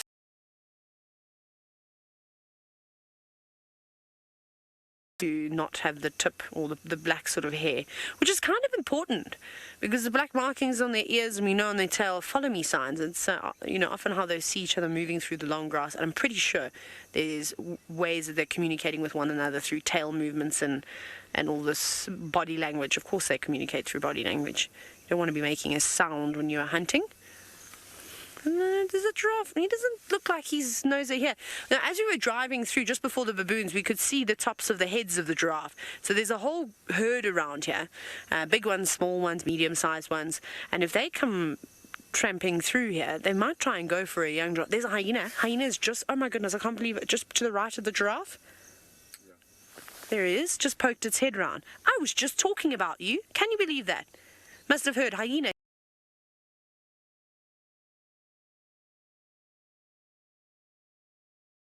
Every now and then goes our way. They think, no, they've just let that hyena out the cage. It's stayed. What you see is what you get out here. That is so cool. 3 different species, 2 predators, and the tallest mammal on Earth. Amazing. Not hanging around for too long though, just poking its head in just to say hello and then going back off. But maybe it's going to come back. Maybe it was just checking to make sure that the lions didn't have a kill. Like I said, there's a big clan around here. We've seen them before. They would have been the ones that would have taken care of that hippo carcass. Maybe these lions have actually moved down here in the last few days and that's what they've been feeding on. They've been feeding on the hippo carcass. It would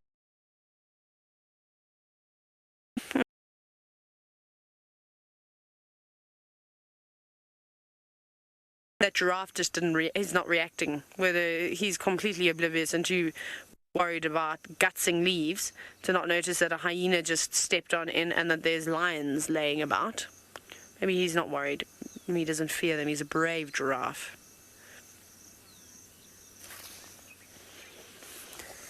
Spirulina, you said, what a scene. Yes, it is. And that's what I absolutely love about the bush, is that you don't know. I didn't expect to find the lions this afternoon. Then I didn't expect them to be sitting in such a nice spot. And then to have a giraffe join the sighting. And then on top of it, a hyena. What could possibly happen next? And the answer to that is anything. Hippo could come charging through here. That could be the next thing that comes and stirs. It's getting to that time of the day where the hippos are going to start leaving the water and they're going to come out to graze. So we could have a 4th mammal join the party. He's looking around though. He's not looking in this direction. He's looking everywhere else but in the direction of the lions. Who knows? I'm going to start checking the tops of the trees. Maybe there's a spotted cat in one of them. That would be amazing. That would be too good to be true. They're all very quiet for now. Seb, I'm just thinking, should we take a drive to the water's edge quickly, see if there's anything about... We obviously know that these cats are not going anywhere. We're not going to go far, but we'll just stay around this sort of area. It's so pretty. Let's have a look. Maybe we can see some of the hippos just up ahead of us. Wait. Oh, sorry. Let's see very quickly if anybody is going to potentially pop out here. There's a very well-worn hippo trail coming straight up. So I'm just going to have a squiz here. Be nice to catch hippos. Oh, I better not go too fast in case my brakes don't work. That'll be awkward. Go into the Mara River. There is a pod all the way around here. They don't look like they're ready to exit the river just yet, though. But I'm sure they're going to be getting ready. But we're going to hang around within the area of all the different animals, from the giraffe to the hyena, the hippo, at a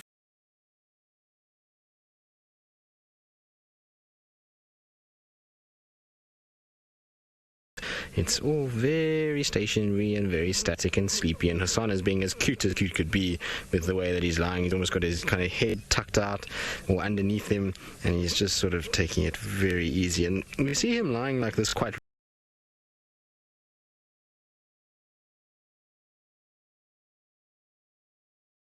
where he's been, particularly around the ear areas. See him kind of tucking his head down like that, and those ears almost get squashed up, and that means that things don't go in. So obviously it exposes one ear, but I think it's something to do with that, because I've always noticed it when the flies have been excessively bad that he ends up doing that. And I'm actually surprised that there's not more flies on him on a day like today.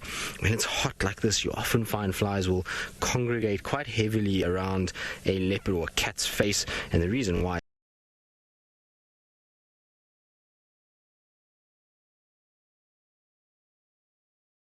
a little bit of kind of moisture that gets onto the eye area, and they go and then sequester that moisture from there. So I'm surprised he doesn't have more of them, and given also the close proximity. Oh, are you dreaming, boy? Look at that. How cool is that?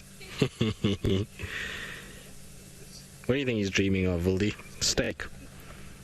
Impala? I think Financial collapse. financial collapse, you reckon? Maybe that's what he's dreaming of. So he seems like a serious fella, so maybe he's at university now and financial collapse is what's weighing on his mind. You can always trust VM to come up with a quite dry sense of humor, and I always enjoy it, I must be honest.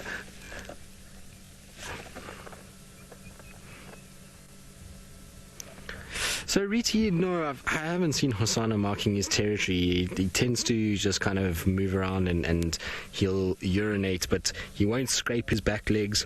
He's also not rubbing his face on trees yet and kind of getting to a situation where he's actually really marking. Also, we haven't heard him calling at all. So I think he knows that he needs to be still a little quiet and a little bit on the sort of on the side of caution in the fact that he needs to be quiet and needs to move around here as stealthily as possible.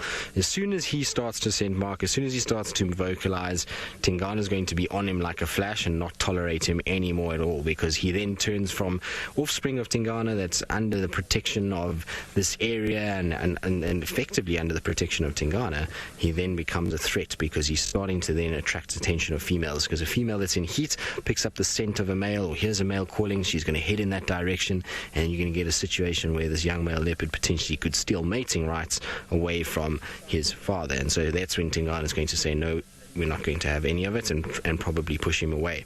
Although we do get situations where there's a bit of an anomaly, and one is actually happening right now down in the south of the Sabi Sands, where there is a young male called the White Dam young male, and I know some of you really do like him. He's a beautiful individual, and I've seen his mother a few times, and unfortunately I think she's passed away now, but he seems to have found a way of sticking around and mating with females, even though there is the presence of big dominant males. I think at the moment he's about 3.5 years old. I might be a little bit wrong, but somewhere around there, which is very young for a male leopard to be mating. And he's even been seen mating in the presence of another big male who then mated with the same female at the same sighting. And so for somehow, I don't know how it is, he's managed to kind of fend off the males in that area and assert himself, even though he's this young individual. He might actually even be younger. I think he might even be 2.5 or 3, somewhere there. And I know Taylor knows him, and Taylor saw him when he was a cub, when she was still down in the south of the reserve. But absolutely phenomenal to see a young leopard like that asserting himself. So James, you're wondering how old is the oldest dominant male leopard I've seen hold a territory. Well, James, I'm just trying to think back of all the males, and I suppose probably Campan was maybe the oldest. I mean, he was, like I say, I think he was almost 16 when he eventually died, and he was still clinging on to territory. I'm just trying to think who else held territories for really long periods of time that I've seen. It's difficult. You know, at the end of the day, Tyson, he moved away from this area. Mofufanyan, I suppose, also died at around a sort of older age if you look at the lifespans of leopards. I mean, Mvula is still around and is aging, so is Tingana, but these individuals, you know, in Mvula's case, has become nomadic. Kashan male has become nomadic. Sand River male became nomadic. So it's difficult to say kind of in terms of actually held territory. I'd say Campan is probably the oldest individual that I've seen hold a territory. And like I say, he was about 15, 16 when he started to kind of go nomadic, and he then shortly after that passed away. But he still held kind of part of his territory all the way into that age. It's absolutely phenomenal for a male leopard. It's really very old. Like I said, we're sitting here talking about 12-year-old males. For a male to live a further 3 years and still keep that territory is absolutely unbelievable. So he was an incredible cat and an absolutely massive individual, and one that was quite something to see. I remember the first time I saw Campan, it was kind of a bit of a legend in the area of the Central Sabi Sands, and everyone always used to comment on how big Campan male was, and he was an individual that really was impressive, and he had a certain aura about him that really kind of took your breath away. So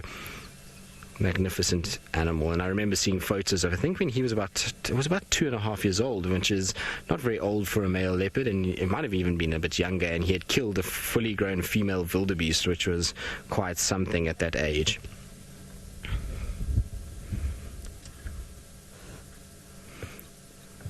So Jackson, who is 5 years old, hello Jackson, and Jackson wants to know, do leopards purr and knead the ground like house cats? And so do they use their little claws to kind of pull up on the ground and sort of flex their claws into the ground? Well, in terms of the kneading of the ground, they don't do it all the time, but every now and then you'll see they'll stretch their paws a little bit on the ground itself, and they'll kind of stretch them out, but they don't actually knead the ground, so they won't pull up with their paws and cause too much sort of damage to the soil. You'll find they sharpen their claws against some trees sometimes, which is quite similar to what the cats do on cushions and various other things when they knead. So they do that, but they don't do it nearly as much as what a domestic cat would do. In terms of purring, no, they don't purr. These cats are only capable of roaring, so they're not like our domestic cats, Jackson. Unfortunately, they don't purr at all, but they do make a very cool sound, and it's called a chuff. And so when they are young animals or when they're moms and they want to try and call their babies, then they'll make what's called a chuffing sound, and the chuffing sound goes like this. It goes a little bit like and that's how a leopard will talk to each other. So they make quite a cute sound. It's not a purr, but we call it a chuff, and I suppose it could be the equivalent of a purr in little cats and domestic cats that we see. So, but look at that. It's still tucked away, and you can see, even though we've had 2 cars come through, it's still a little bit sleepy. Oh, there we go. Good afternoon, Hosanna. It is starting to cool down really nicely now. The breeze is still blowing. The sun is starting to get down. It doesn't have that same venom in it at the moment. And I think that we're going to see a situation where Hosanna maybe is going to sleep, I would say, for about another, I'm going to call it at 45 minutes, we're going to see him starting to wake up and starting to kind of groom himself. And from there, hopefully some sort of prey animal comes. I'm really hoping that we see something like impalas coming down to drink, or maybe some baby nyala or something in that sort of size range that starts to come down, because that will definitely pique Hosanna's interest, and maybe, just maybe, he'll be in a hunt for us and we'll be able to see something really epic from him again. I've had one of my favorite Hosanna sightings. In fact, my favorite Hosanna sighting, both of them have been here at Twin Dams. One was with Tumba when they had that altercation and that sort of young male interaction. It was absolutely phenomenal to watch and super intriguing. And the other was when he then stalked impalas on the dam wall, where he just lay in plain sight and these impalas filed past him. It was such an epic way to watch a leopard go about its business. We had him leopard crawling towards us, low to the ground, stalking, and I was shocked at how well he camouflaged, even though he was right out in the open. And so I'm hoping this afternoon we're going to get a situation where we're going to see some of the same that we saw that day when the impalas came to drink. It's certainly the right conditions for it, and we're certainly in the right place for him to be able to do that. And so that's why I say exercising a little bit of patience is worth it. But look at the size of that paw in relation to that head. Hosanna, are you doing your cutest impressions that you can today? You can see 1 or 2 little flies buzzing around that we were talking about earlier. That's maybe why he was just wiping his face with his paw. Maybe there was a fly that was in the corner of his eye and he was just wiping away at that. Now, Stacy, you're wondering if they shed their fur. Well, the thing is with cats, and if you've ever had a domestic cat, you'll know that their fur does come out quite a bit, and so there's constant replacement of fur and hair growing, and there will be things that will pull at it as they walk around, particularly because a leopard spends a lot of its time in thick, dense areas. If they didn't actually regrow hair and the hair didn't carry on growing, you'd have a situation where they would have no hair whatsoever, because it would all be pulled out by the thorn trees and various other things that they actually walk through. And if you find where they've climbed trees, a lot of the time you can actually see little sort of hairs from a leopard actually stuck sometimes in certain places, particularly from their arm areas when they grab onto big rounded trees. And so yes, they do I suppose shed fur is maybe not the right word, but they do have a kind of cycle of fur that comes through, and they will most definitely groom a lot of their fur out. They've got that very rough tongue, and so they get rid of all those loose hair follicles, and then new hair then grows through, much like what we see on our heads. The interesting thing about them, though, is that their hair never gets too long, which is quite amazing to me, and I wonder if it's because they groom themselves so much. You'll find a leopard will groom probably 3-4 times a day, that maybe that's why the hair just never gets a chance to actually get too long, and they keep it nice and kind of short like this. Also, what you find is that in winter, their coats seem to get almost slightly longer. It's almost as though when it gets colder, that fur just thickens up a little bit and just helps to insulate them. Now in summer, we tend to see that their coats, for me at least, I mean, I don't know if this is scientifically proven, but for me it seems as though the coat fur gets a little shorter and they look a little bit more sheer in their pattern than when they have in winter, when it seems a little bit fluffier, particularly around the tummy area. You tend to see that it looks quite fluffy and thick in the winter months as opposed to summer. But how cool is that? It's not every day that we can do a full-on track of his entire body and look at every little spot in such detail like Viam just showed us now. Absolutely wonderful way to spend an afternoon. We are so spoiled to be able to be in the presence of leopards like this, and to be able to sit and just to appreciate every little bit of them, and to be able to analyze every little single part of a leopard because of how relaxed they are is an absolute treat. And we really are all spoiled. All of you at home, myself and Viam, we get so spoiled by having relaxed individuals like Osana, and being able to lie at this distance from us that we can see all of that detail is just the most wonderful thing.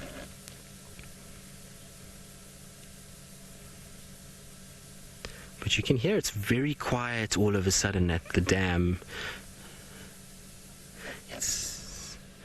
So it sounds like things are just starting to change. It's that time of the day where the daylight animals are starting to slow down a bit, and the bird calls are not nearly as much as what we heard earlier. And so it's a little bit of a change in there, and I wonder if that's going to spark Hosanna waking up. Now, nobody's special. You're asking if their claws retract or are they out permanently? Well, they're not out permanently, as you can see there. You can see no presence of claws, but their claws do not retract. All right, so retraction is a word that is used to pull something in. Now, their claws, as you can see, are not out at all. They actually push their claws out when they need them. So it's protraction of the claws, and they have a ligament that they have to flex, and that pushes the claw out of its sheath and then used. And the reason why they have protracting claws and not claws that are out all the time like a cheetah is because leopards and lions in particular have to have sharp claws in order to grab their prey items, and also because they don't run nearly as fast as the cheetah. The cheetah runs incredibly fast, and it needs some sort of traction and help and purchase when it's running at those speeds to be able to turn and keep its footing.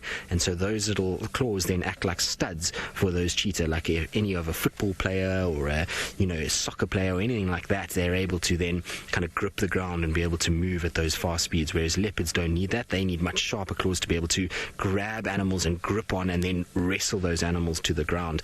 Cheetah, often you'll find, will actually either ankle tap an animal and send it tumbling over itself, or they will try and actually grab onto the animal with their sort of legs rather than just their paws. Whereas I've seen both lion and leopard when hunting, it's more just a kind of slap the paw and hope that the claws dig in and hold, and then the rest of the body comes round. And I actually watched the most incredible lion hunt. I know it's not a leopard, but the most incredible lion hunt in the Kalahari Desert, where a female chased a kudu, and this kudu kind of rounded through a thicket, and it didn't see a male lion that was busy feeding on a oryx or a gemsbok. And as that kudu then ran towards this male lion. He came running out of the bush alongside this kudu, and he slapped his paw right on this rump area of the kudu, and the claws dug in, and he basically one hand, or one paw, should we say, one arm, held that kudu, a big male kudu now. I mean, that's a lot of weight, and he held it with his paw, and he managed to get the purchase, and those claws gripped, and he then was able to bring the other paw round and tackle that kudu to the ground and actually kill it. But it was just the most insane display of how well sharp claws work. Had his claws been out all the time and blunted, it was no ways he would have been able to grip that kudu and actually hold on for long enough to be able to topple the kudu over and actually kill it. So that's why they don't have those claws out like what you see with the cheetah. A little bit of a different way of hunting in terms of these guys. But there you can see a little flare of the sun coming over, which just adds to the beauty of the afternoon. And Hosana really has picked a perfect spot to be able to spend the afternoon. Right, well, as we've said before, we're going to sit with Hosana and we're going to enjoy the beauty of this afternoon. It really is a wonderful, special place to be. And while we do that, I believe Scott is admiring the beauty of the Maasai Mara and is enjoying his bumble around the plains of East Africa.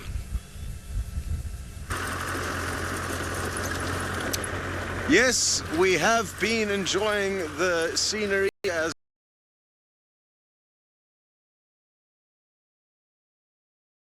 in search of animals.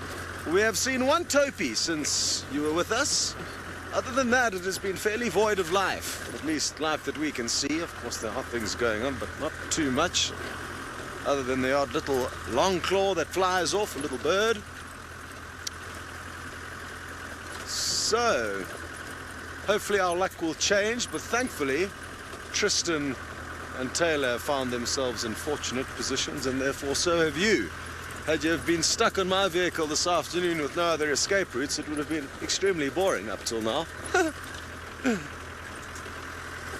But again, that is one of the joys of Safari Live, is that you guys have the joy of ping-ponging between whoever's got the action in two different countries, and looking forward to the coming years where we may have 3 or 4 or 5 or 10 or 20 locations that we can broadcast from. There's lots of places to see and enjoy, not just in Africa. So that's a pleasant thought for the future.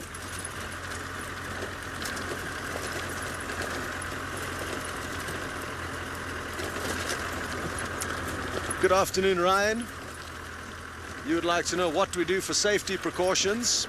It's quite a broad question.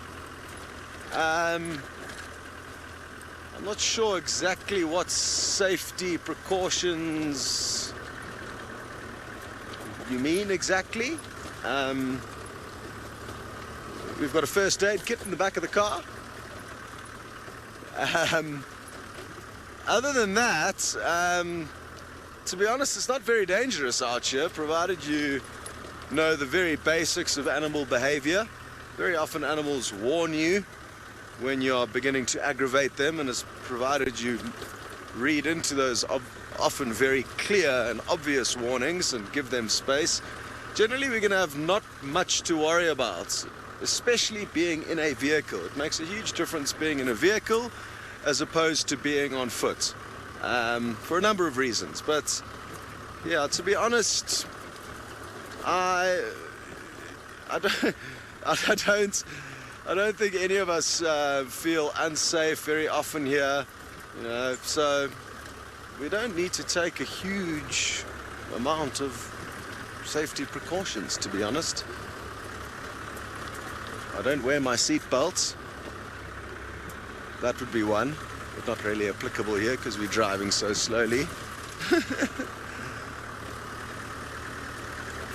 But yeah, let us know what exactly it is you would think could cause us possible harm, and then I may be able to break it down a little bit more effectively. But essentially, I feel safer in any wilderness destination that I'm exploring relative to any city or area where there is a high population of the horrible human. Here it's pretty peaceful.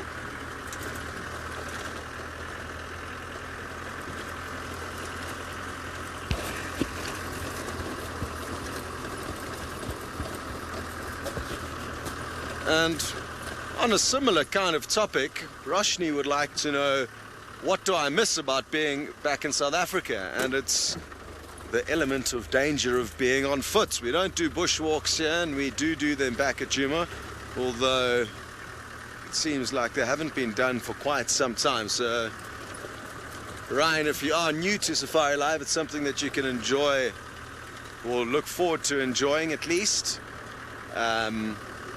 And that's in all likelihood what I am going to be doing. I'm going to be moving from the Mara in all likelihood. Nothing's set in stone quite yet, but I'll probably be leaving the Mara mid-November and then having a 2-week break and then starting full-time doing bushwalks down on Djuma. So that's probably the one thing I miss the most. And then the activity on the bushwalk that I love the most is tracking animals, be it lion or leopard or wild dog. The art of tracking is something that really excites me, and the act of tracking. So I look forward to doing that again. That's probably what I miss the most. I also miss being able to take the staff members out on drives, because on Djuma all the staff members would be allowed to go out on drives before or after shows, whereas here it would be a little bit more complicated because there's quite heavy fees attached to going out into the reserve.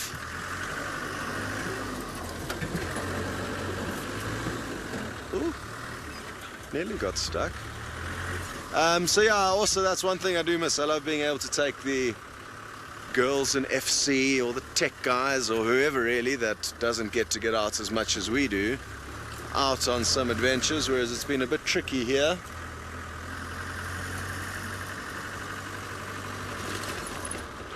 Oh, and I'm heard some of you are very sad that you're not going to see me. That makes me feel very important and special. And thank you.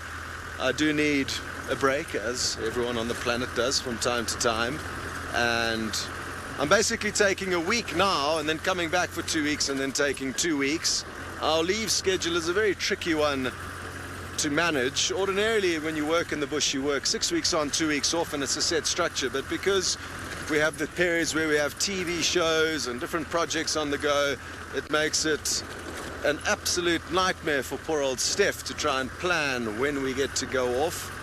I guess also the fact that the company's grown quite a lot recently means we've been a little bit short-staffed, which has also kind of further complicated things. So our leave we kind of take when we can, and then we'll work long periods, and then we'll get another little break, and we kind of just bob and weave as the opportunities allow for it.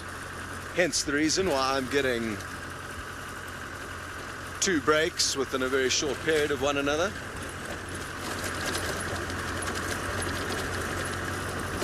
I cannot wait for this first one. Like I said a bit earlier, I'm going to the Aberdares. It's an incredible national park in Kenya where you can go trout fishing amongst elephant, buffalo, leopard and wild dog.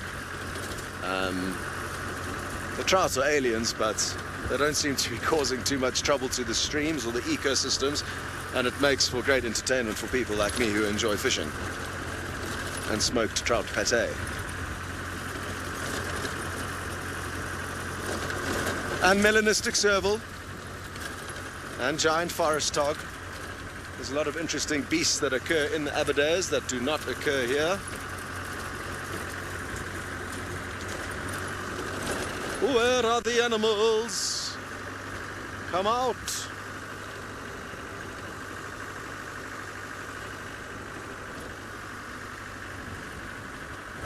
And before I forget, I need to say a big thank you to Roshni, who did some research on elephant tusks, which we were discussing earlier, and she says that the largest elephant tusk ever recorded was 102 kilograms. Huge. And from that, I would guess that the female's tusks we were looking at earlier, maybe 20 to 30, maybe 40 kilograms. But it would be a complete thumbsuck. But thank you for doing that research, Roshni. I really do appreciate it. Thank you for your help. Now we will be sending you back to someone who will hopefully be a little bit more helpful in showing you some animals. Over to Taylor. It's a shame, Scott, you're not having a good day. Those seem to happen to me quite regularly too. But we have got a pair of black-backed jackals, so we're only looking at one of them at the moment. The other one has darted off in the opposite way. And they're just starting their day out now, getting ready to hunt rodents, maybe catch a bird or two, scavenge off of something if there's any leftovers. You know, hey, there's a hippo carcass not too far from here. I reckon you'd find some biltong, hippo biltong, to feast upon. They are such cool creatures. Not happy with us, though. Keeping a very, very close eye. And this jackal's very far away. This is literally going the long way around now, the scenic route around us. But still carrying on, searching for something delicious. They look like the coloration reminds, especially on their back, reminds me of a German Shepherd when they're molting. You see the different colors of fur coming out. That's what I see when I see a jackal. It reminds me of a dog I used to have. Her name was Ginger. She was the best dog in the whole wide world. She was a German Shepherd. Now, there was a question earlier about asking what do we miss most about South Africa. And I've been thinking about this now for the last couple of minutes. There's not just one thing I miss about South Africa. I mean, I'm so happy to be. I'm not homesick at all, not even one little bit just yet.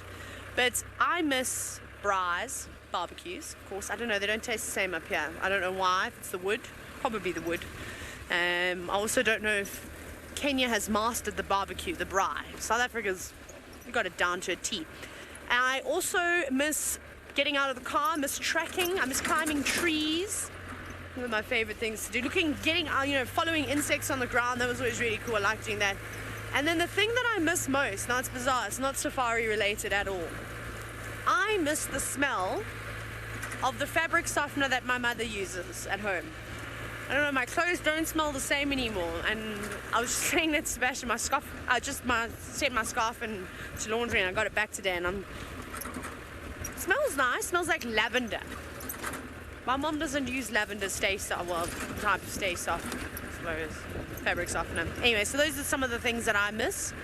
I'm sure, Sebastian, I can guess what you miss most about South Africa. What? Your wife and your daughter. Your family. That wasn't a very hard one, though. And your dogs and your cats, of course, those are family. So what we've done now is we're obviously not with the lions anymore, as you've noticed. I'm also confused. Guess what? We found a fourth lioness. She joined the girl that was laying quite close to the giraffe underneath that shrub. I don't know where she came from, but now I don't know if it is that breakaway pride. I wonder if it's maybe the marsh pride. Maybe they crossed the river, but I've never seen the marsh pride though. So I don't really know much about them. I don't know what females in that pride. So it's just quite interesting just to update you. There were 4. The reason why we decided to leave is firstly they were just sleeping, and then also if they were going to hunt and they hunted in that thicket, we were going to lose them completely. So never fear, always got a backup plan. We did pass the Ngama Pride earlier, down that way. There were just so many vehicles around, but they were coming quite close to the off-roading section, which is quite nice. Now I know that, the more time you spend with animals, you start to realize that they have, routines. And I have noticed with the Ngama Pride is that they spend quite a bit of time around their lugger, but when there's no food, they move up towards the escarpment. And I think that's what's going to happen, is they're going to go and maybe try and look for something to eat. So the zebra, the 7 wildebeest that are left in the Mara Triangle, lots of topi, lots of eland, so there's plenty of prey around. And there just seems to be, it was one big herd of buffalo where they were, but they didn't seem interested in it. They were facing opposite direction. So that's where we're heading now, is we're going to go back, and hopefully they'll still be quite close to the main road.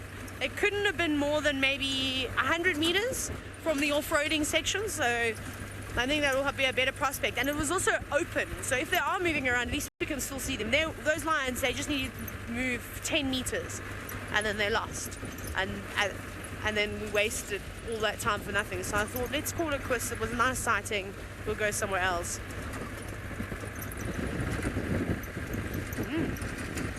James? I don't know why I said your name's like that, James. Sorry. You've asked, with the increase in insects after all the rain, will we see more bat-eared foxes? Probably. But we're going to start to see a lot more of the smaller creatures like white-tailed mongoose, bat-eared foxes, jackals, all the different things that will feed on insects. I think we're going to see. I think we're maybe going to start to see some cool owls. Hopefully. That's what I'm hoping for. I've only seen a marsh owl here, and I've seen a Varose eagle owl, and that's it. Those are the two species that I've got on my list so far.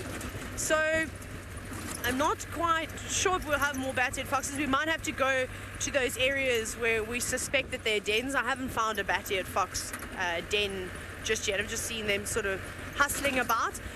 And I find that there's some great, populations around the Mara River, around the Serena area. Rocky habitat, lots of termite mounds, so it's perfect for them. So tomorrow I'll do that. I'll spend my time in that area at about dusk and try and find some bat-eared foxes. I love them. They're incredible little creatures, and it's just so cool for me. The fact that just before I came up to the Mara, I was talking about it and I saw a pair of bat-eared foxes running across the road for the first time ever, and I was so excited. And now to be sort of just having them, people throwing them at me. Here's another one, Taylor. Oh no, don't know where to look because there's so many. It's quite cool. After so many years of being in the bush and then getting to spend so much time with a new mammal species, it's so great. It is nice. Now I want to spend more time with the zorillas, with the striped polecats. It's my next goal. Now I've only seen one. I'm greedy. I want more. I've had a taste.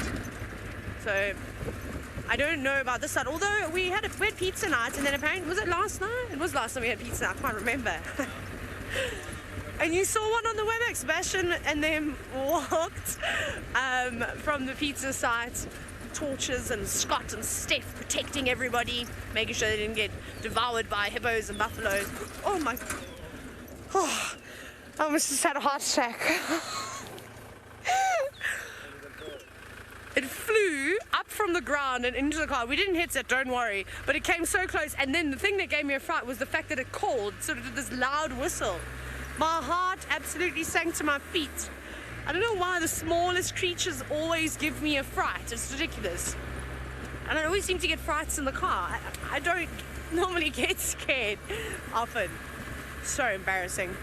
Anyway, so basically they walked back from the pizza night from the Bushbrass site and back to camp, and they saw a striped polecat, I presume very, very quickly though. But we're approaching the Olololo gate now. We're going to pass some vehicles, so before I have to stop and have too many chats, I am going to send you back across to Tristan, who is playing the patience game a lot better than I ever could. We'll see you now.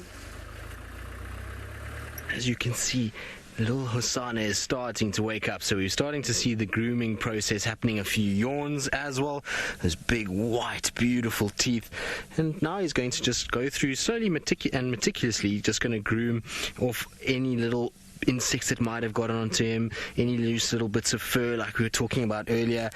Gonna lick his chops a little bit, watch us for a while, and then I think we're gonna see him maybe starting to move. It is something special though when you sit here and a leopard looks at you like that into the eyes. It really is quite an amazing feeling. But it seems as though this afternoon everything is starting to happen around us, because, well, Hosanna is now waking up and grooming. I've got a report just now that the wild dogs have just been spotted on Torchwood, and Tumba is also been seen crossing from Chitwa to Torchwood, not too far from Cheetah Cutline. So I wonder if he's not going to make his way on to Djuma in the next day or so. I really am looking forward to catching up with Tumba again. It has been far too little time with him, so I'm hoping that we're going to have a bumper day tomorrow. It seems like there's lots of things happening around us. And those of you who are the lion fans and have not heard much about lions, because I haven't spoken about them much recently, the Nkuhuma Pride, as far as I know, was seen again on Elephant Plains this morning, but I'm absolutely flabbergasted how far they've gone. I spoke to one of the Elephant Plain guys, and he said to me last night they went all the way into Ottawa, which is basically Singita's northern section. And that is a long, long way away, and they were apparently chasing buffalo around that side. Not sure if any of us remember what a buffalo even looks like down here in Djuma, because it's been so long since we've seen them. But who knows, maybe the Nkuhuma Pride will hopefully come back in the next couple of days and move into our area. But you can see Hosanna is definitely a lot more aware of what's going on. He's watching around, looking around, trying to see, is there any prey animals that are potentially moving towards this water source that he can then maybe hunt. And that's that's why he's looking. And if he yawns a lot like this could be a good indication that he's going to get up and start moving. So it's perfect time of the day for that. It's now the sun is just starting to set. It's just on the horizon at the moment, and I can tell you the temperature is absolutely perfect. So there you go. There's the sun just over the horizon. It's not quite on the horizon just yet. I would say maybe about 15 minutes away from sunset, and well, sun going just onto the horizon and starting to set. And so I think it's the perfect time to see a leopard moving. What worries me slightly though is he's looking south again, as though he wants to go towards Little Gowrie. So as long as if he does wake up, he decides to carry on moving northwards and not back towards Little Gowrie, because we do have a school drive that's going to be joining us just now, and it's always so wonderful to be able to show the kids one of the most elusive big cats in the world and in Africa, the leopard. So I'm really hoping that Hosanna decides just to groom himself a while longer, and if he does decide to move, to rather head northwards and not south back to Little Gowrie itself. But look at the size of that paw. The paw is absolutely massive. If you think about the size of his head, and you can see just how big that paw is in relation to his head. It really is quite large. Now, Kimmy, you were asking what type of diseases could leopards get? Well, they can get tuberculosis, so they can get TB, they can also get rabies, they can get feline AIDS, they can get... Oh, there's a big stretch, boy. Hello. And so those are the most common types of diseases that we see in the cats in this area. Well, what's wrong? I don't think he really knows what to do. He's very intrigued by us today, and I'm not sure why. I wonder if maybe he's just the smell of my petrol legs is confusing him slightly, and that's maybe why he keeps staring at me with this look as to say, why do you smell so bad, and why are you so close to me? Sorry, Hosanna, I will make sure. I didn't have time to shower before we came out, unfortunately. I'm not as well groomed as you are this afternoon after you've just now cleaned yourself so nicely. There's a little bit of scratching going on. It's all a very lazy start to the afternoon by the looks of things, or to the evening, should I say. Why are you itching so much? Maybe he's got a little tick or something that's gotten onto the back of his neck, and that's why he keeps using his back legs. It is amazing, though, how supple they are, that they can use that back leg to basically scratch behind the head. It'd be quite nice. Imagine flicking your leg over the back of your head and just kind of scratching any itches that you have on your back. It would be fairly pleasant. I had a massive itch on my back yesterday that I would have really enjoyed having Hosanna's capabilities. Are you going to go for a little drink? Right, Vian, let me move you quickly. Oh no, you're going to lie down there now. He wants to rather just show and pose and show VM just how pretty he is by sitting right behind the vehicle, basically. He's no more than, I would say, at the moment from the edge of our car, maybe even, I would say, 10 feet from us.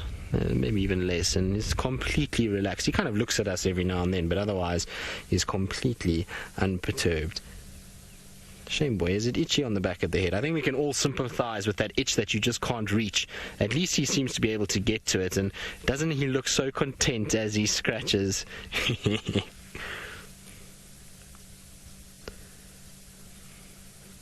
Stephen, yes, I would imagine that many people would be able to ID leopards from their necklace spots. Every single leopard will have different necklace spots, and I know that some of the viewers that tag me in some of their screenshots often do show spot patterns around the neck to newer viewers that are wondering how we ID them, and that's how a lot of the viewers will work out. Particularly in the Mara, I've seen a lot of those leopards, they've matched up the necklace pattern, and so yes, it is a very common tool, and it is unique in all leopards that they will have different sort of necklace spots, much like they have different spots around the face area. So yes, it is a good way to identify them. It's just not easy to see as the sort of frontal area or the nose area. Right, VM, let me move you quickly so that we can see him if he is going to drink, because poor VM otherwise is going to be filming a aerial and not Hosanna. Let's see, actually, Vildi, it might be quite nice like that. I think we're going to be in for a win here. VM, isn't that wonderful? That is absolutely beautiful. Look at that deep blue sky, that massive jackalberry in the background. Is that not picturesque? I think so. I don't know about you guys, but I think it's absolutely beautiful. And look at the reflection. You see the wind has died a little bit now, so there's a bit of a reflection that is coming through those ripples where his tongue is just kissing the surface of the water and using surface tension to bring up bits of water into the mouth. Now, what I always love about when a leopard drinks is the tail. Look at how the tail often curls up like that. It kind of has a life of its own while these cats are drinking, and it's my favorite thing is to watch leopard drinks. I don't know why. It's always been one of those things.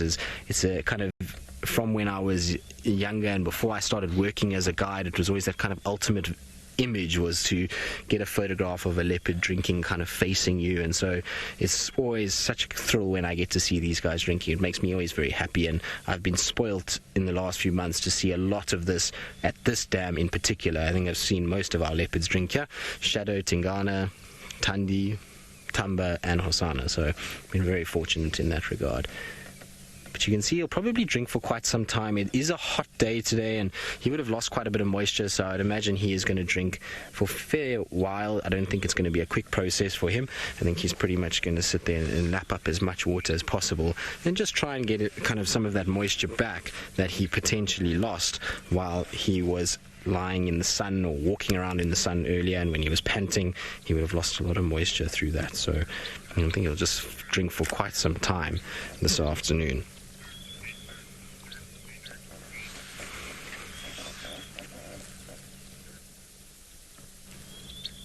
But isn't that absolutely wonderful? I think so. I think it's a beautiful way to spend an afternoon, especially when he looks at you like that. And you see he's got a few little scratches on the nose that I wonder if maybe Tingana gave him a little scratches. They don't look too fresh, so they're quite old. I think Viam was telling me that the one major scratch on his nose there is from early days when he was still a youngster. So I wonder if maybe that wasn't given to him by Shogile and playing. Sometimes the playing does get a bit rough between the siblings. So I don't know if that was given to him by her or who gave it to him, but it's giving him a little bit of character. And of course, male leopards, by the time they get older, much like male lions, they end up, big stretch, they end up with lots of scars and tatty ears and tatty faces, and that's all just part and parcel of being a dominant individual. But Hosanna is doing an absolute treat for us because he's going the right direction, which is northwards and deeper into Djuma. Modern day Galileo, you're wondering if leopards' eyes change colour as they grow up. Oh, look at that. Isn't that great? Under that massive jackalberry tree, to see a leopard lounging out in the open is just so spectacular. We are super spoiled to live a life like this.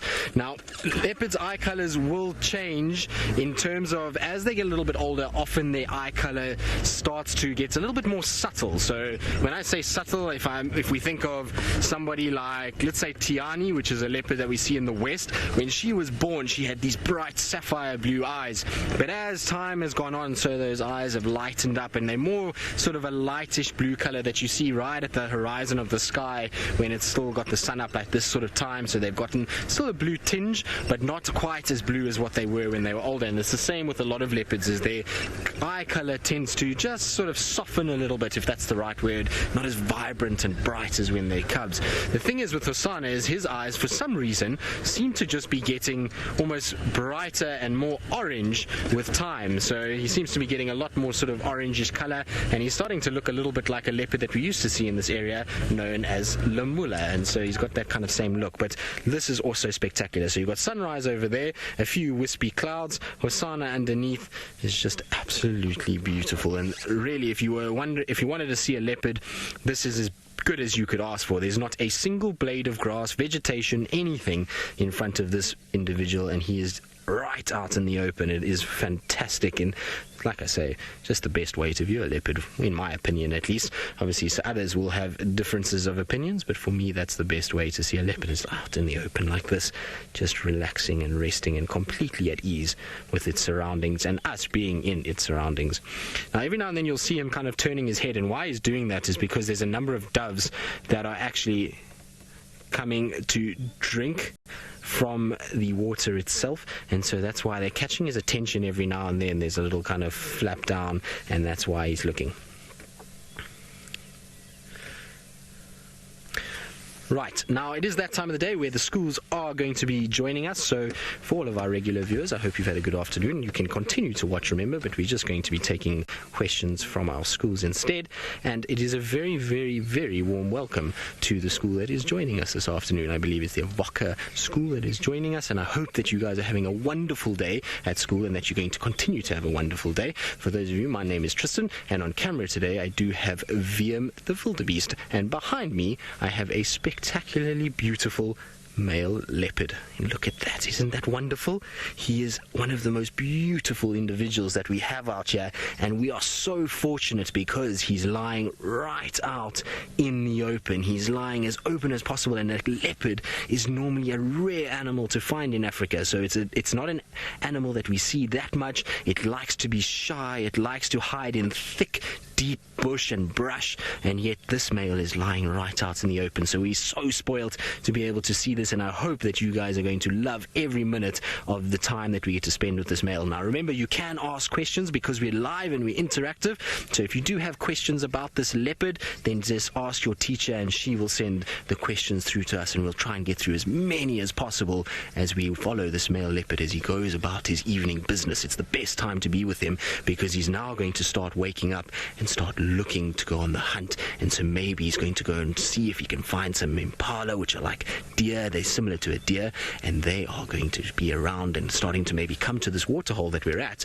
to come for an afternoon drink, and this male is in the best place to maybe hunt them. So it's a really good time to be with him. You can see at the moment he's just kind of watching around the water. There's a few birds that are fluttering about, that are drinking every now and then. Again, in fact, there's actually a dove right on the edge there. That's what he's busy watching, and that is called a laughing dove. And so leopards will sometimes hunt these doves and birds, but I'm sure this male wants something a little bit more substantial or big. Now, I'm not the only one out here. I've got a friend whose name is Taylor, and she's all the way about 3,000 miles north of me in the Maasai Mara Game Reserve in the beautiful plains of East Africa, and she's got something very special to show you, and she wants to say hello. Firstly, welcome to all the children of Avoca. It's very nice to have you today. This is my little friend Maurice the elephant, and you can see he's with the lions. But now Maurice is quite a naughty elephant. He's a bit cheeky, so if he gets out of hand, Maurice, I'm going to be throwing him to the lions, and I'm sure the lions will enjoy him as a chew toy. Hello everybody, my name is Taylor, and you have got the pleasure of Sebastian bringing you all this wonderful footage out here today. And you may have seen that we changed colour. We were in black and white, and now, am I in normal colour again? Yes. Now I'm in normal colour again. That's because we've got special lights, infrared lights, that these animals can't see. So now we've seen there's lots of little young cubs here. We don't want to put the spotlight on them at all. And the reason why we don't want to put the spotlight on them is, firstly, they're too young, but also it can attract predators. And if, say, another group of lions come through here, because the other prides of lions don't get along with one another, they'd maybe try and kill them. We don't want hyenas to come racing in. It'll be very sad for them. So we keep the spotlights off. So it's quite cool. So we can go around and still see these animals and not worry about them at all. Now, I hope you're excited to see the biggest cats in Africa. And if you have any questions about these beautiful creatures, you're more than welcome to ask your teacher. You can just give them any question you like. Even if it's just about coming on a safari or how to become a safari guide, I will answer all the questions to the best of my possibility. And I'm excited because this is the second group of lions that we found, and I'd predicted that these cats were actually going to come to an area that we could drive off-road. So we can't drive off-road everywhere like Tristan can in the Sabi Sand. We've got only certain areas in the Maasai Mara, or we're in the Mara Triangle at the moment. But those are two youngsters, even though the one on the left is much older. I would say the little cub is probably only about 3 or 4 months old. It's still quite tiny. And the other cub must be about 6 months, maybe about 8 months old or so. I'm just guessing. And sometimes it's hard to tell. But they've still got a lot of growing to do. And they're hanging around the adults. But they look hungry, don't you think? They haven't quite got big bellies. So that means that mom, or moms, because there's 4 moms in this pride, she's going to have to go and find them some dinner. There they are. Look how much bigger she is compared to the little ones. Very cool. So we're going to sit with these lions, and hopefully we're going to see all sorts of exciting things. Let's go across to Scott now. and so you can say hello.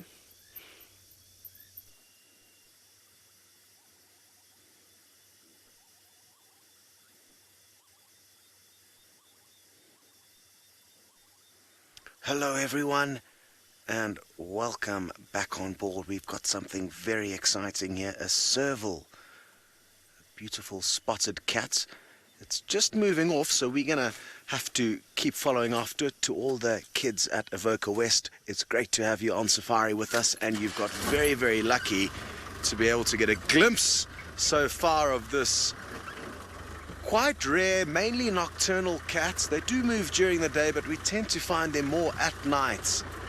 And I'm just going to try and get ahead of where it was going and see if we can't find it again. Maybe we'll get lucky and see it pounce on a rodent like a little mouse. Just going to use my flashlight to try and work out where exactly it's gone. And then once we know where it is, I'll try not to shine on it too much. We don't want to let any of its prey know that it's sneaking up on them. And I'm sure Taylor or Tristan have already explained to you how the infrared lights work, so we can view the animals without affecting their evening. Where has it gone? Hello, Elin. You'd like to know how many animals do we encounter every day? Well, this afternoon I've had possibly the worst luck I've had in weeks. We haven't come across too much, and it seems like I've already managed to lose the serval.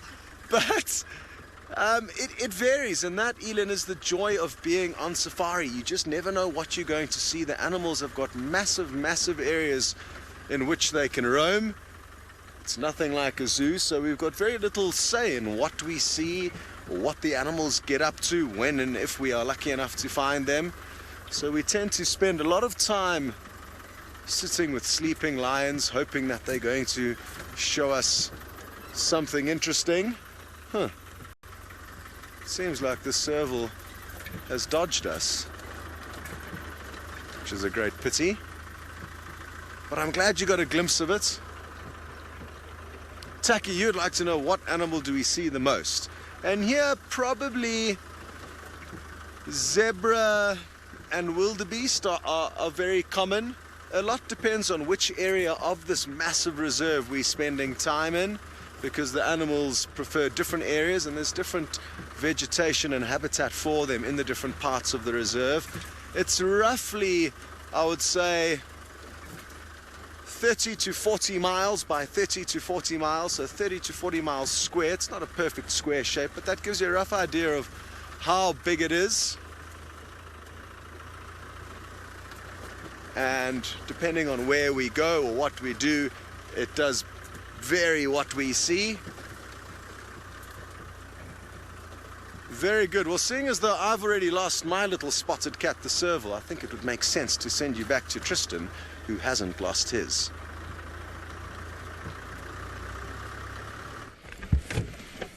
Well, as you can see, our male leopard has now moved a little bit. He's now come away from the dam itself. He's still itching a little bit. He's got a bit of a sore on the base of his right ear. It's not too bad, and I think the flies land there a lot and irritate him, and that's why he's scratching so much. But what I'm interested in is that he's looking quite a bit into the big tree that's above me, and that's because I think maybe he's trying to see if there's maybe food inside there that he could potentially go and get. So he might have maybe at one point put a carcass up there, because remember, leopards, when they kill their prey, will take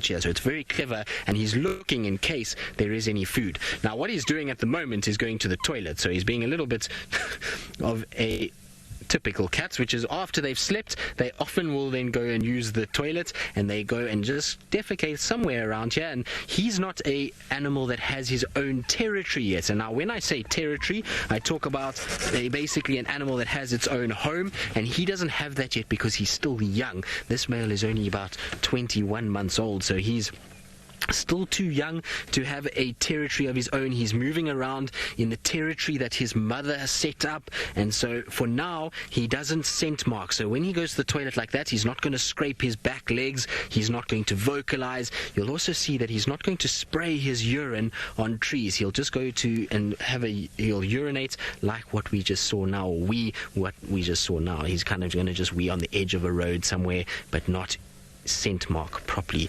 But I see he's now turning and going back the opposite way we just came from, so I don't know why he is. Jacob, a safari can be dangerous if you're not careful. So if you're in a situation where you get too close to the animals too quickly, then they can get a little bit upset. And these animals are very, very strong. They're made and designed to be able to survive out here. And there's lots of big animals like the elephants and the leopard and the lions, and they can be very dangerous. But the general rule is if you park quite far away and you let the animal come close to you, then generally it's okay and you won't have too many problems. So as long as you've got an experienced guide or you've got somebody who's done a lot of training to be out here, then it's okay. It won't be too dangerous. But if you have somebody who doesn't know what they're doing, then yes, it can be very, very dangerous. And particularly with the bigger animals like elephants, they can be something that you have to worry about.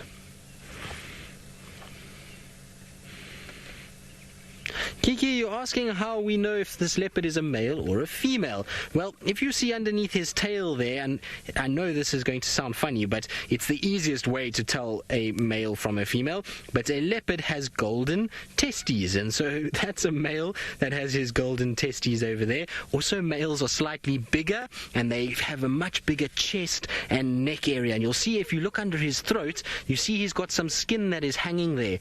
Now, that skin is called a dewlap, and so male leopards get a dewlap like that. Also, we know this male because we've been following him since he's been a young boy, and so we've gotten used to him. Now you see he's busy smelling some dung there.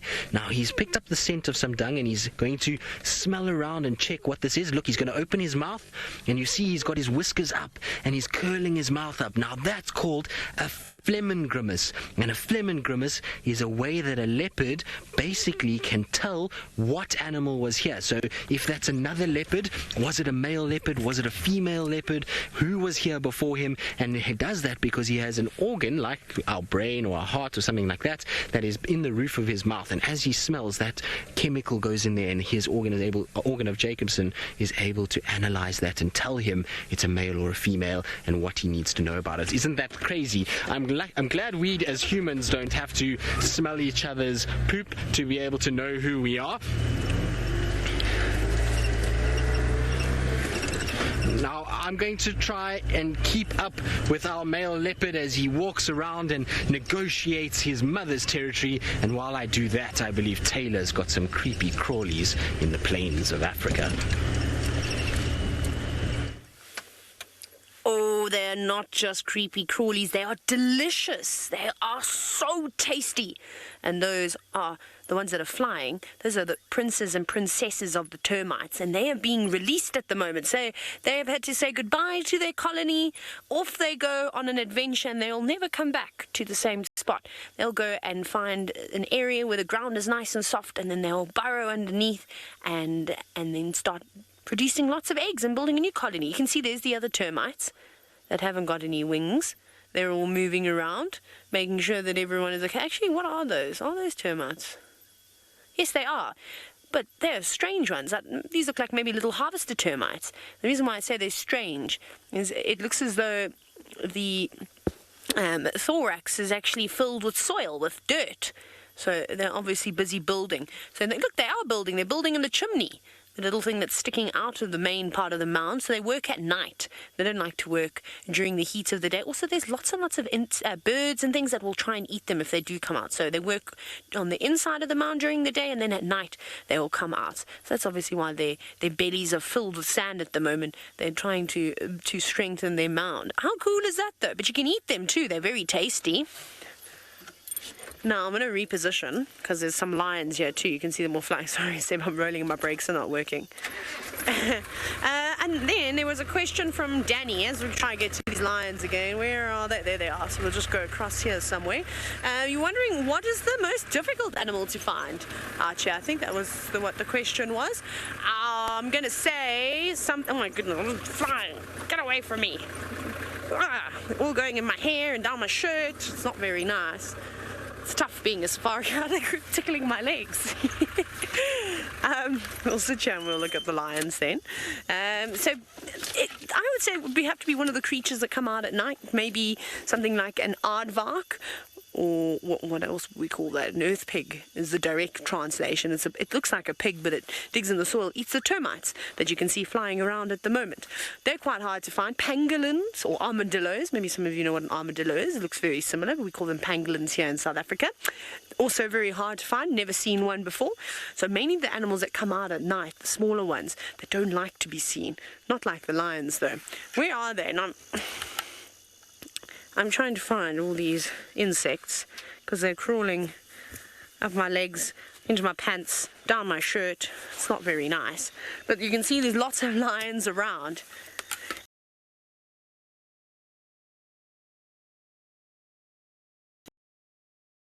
Because I was talking about black and white being the color of the screen, but it is in green at the moment. So typically the infrared light comes out as this color. Well, it brings it back to the camera in this color. Then we change the saturation. So we change the color to black and white. But the machine that does that is being very naughty this evening and doesn't want to work. So that's why you're seeing it in this bizarre color. But this is what I'm used to, just seeing the infrared feeds in. It's actually strange to me to see it in black and white. Now the girls, so the big lionesses, you can see two of them there. No, three of them. Four of them, I think all four of them, and their ears are pricked and they're listening. They're not listening to the sounds of the frogs though. They are trying to hear if they can hear a buffalo walking through the grass, or maybe a giraffe plucking leaves from a tree. They're looking for something to eat, and it's important that they go out and catch something for their cubs because they can't hunt themselves. And Izzy, you're wondering what is the most interesting things that you can see animals do? Animals are doing interesting things all the time, hey Izzy. The nice thing about nature is that you can't know everything and it surprises you all the time. There are no rules out here. You and I get told, there's certain things we can, we can't do. We need to know right from wrong. That does not exist out here in the wilderness. The animals do as they plead and they do whatever they need to do to survive, because it's a tough world out here. Even though these little lions have got mom close by, if they don't listen when they are told to stay put when the adults go off hunting, because the youngsters won't go and join in the hunts just yet, they're still too young, and they go wandering around at night and a herd of buffalo comes through and tramples them, that can happen so easily. So it's a very dangerous world out here for these animals. Now, Tyler, you're wondering, how do I know the age of the lions? It's difficult. It comes with practice. So the more time you spend watching these beautiful creatures and you sort of see different prides of lions, different ages, you can start to gauge. So typically, that's hard to see because I can't see any of the really small ones. I'm just going to put it down to experience. And then you can also look at their noses. If their noses are pink, not all the time though, but sometimes, means that they're young, because typically their noses go darker, go almost black when they're older. But I have seen adult lionesses there they go, playing with one another. So even the adults are quite frisky, and it's important that they play. Animals must play, they must groom each other, especially when you live in a group. Now, Rohan, you're wondering how many lions are in this pride. Well, there's 4 adults, so 4 lionesses, and then there's between 12 and 13 cubs. I counted 12, and then while you weren't with us, the lioness went charging off into the distance, and I could hear her contact calling, so going, ooh, ooh. And I thought, that's strange, what's happened? And the next minute, from across the road came one little cub, obviously got left behind and wasn't paying attention. They're very dangerous, very lucky that cub made it back. And Mom was very cross with it. She was not happy. She was happy to see it, but she was also worried sick. And so I don't know if there's 13 cubs or 12 cubs, because I thought I'd counted 12, but then this other one just appeared from nowhere. But amazing. Where are they going? Okay, so I'm just scanning around. I'm not going to put the spotlight on them. I'll have a quick look. There are the adults. Okay, so they're all moving around us now. Ryan, you're wondering what other types of food will lions eat? Anything they can get their claws onto, Ryan. The lions are not very good hunters, believe it or not.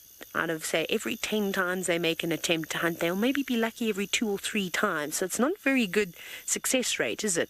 And I've just told you how important it is that these lions constantly feed, so they can feed their little ones. But they'll catch whatever. So if there's a zebra, they can try and go for the zebra. If there's a buffalo, they'll try for that. A warthog, when they're young, they might try and go for birds or scrub hares. You know, there's lots of different things. But over here, and especially at this time of the year, because the wildebeest have now left, the migration is slowly starting to come to an end.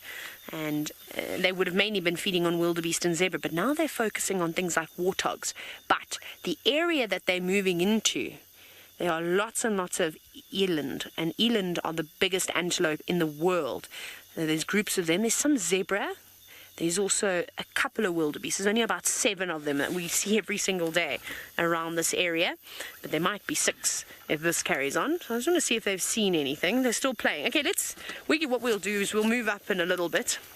We'll try and get a better spot because they've now moved quite far away from us and it's getting very difficult to spot those cats at night. But while we do that, because we're going to have to drive off-road quite a bit and it's going to do... Well, it's going to be me needing to concentrate. Let's go back to Tristan and have a look at the lovely Hosanna. Found a situation where you're hearing an impala shouting. So you hear that? Now that's an impala, which is a type of antelope that is shouting at this leopard and warning everybody to tell them that we've seen a predator, be careful and stay away from this area. The impalas are running away now, so they've gone quite far. And look how he's lifting his tail. You see how he lifts his tail to be able to tell the impalas, I'm not hunting you. It's like a white flag to say, don't come near me, don't shout at me, keep quiet, I'm not trying to hunt you. And there he's stopping to watch the impalas. So I'm going to just try and turn so that we can see the impalas behind us, and that's what he's looking for. Is he's looking for animals like this that he can potentially hunt.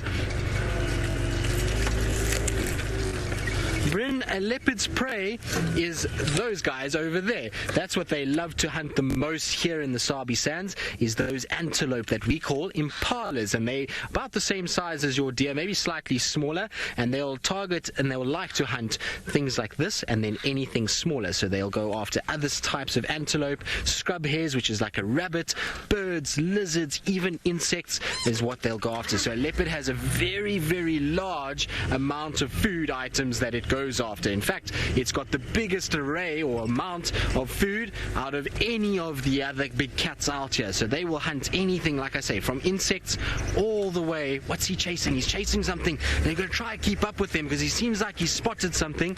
So I wonder what he's chasing. Maybe there was a squirrel or something like that. You'll find sometimes they go after squirrels. You can hear the birds are alarm calling now. His tail's in the air telling all the birds, I'm not hunting you, stop shouting at me, I'm after something else. But he definitely spotted something and was chasing it.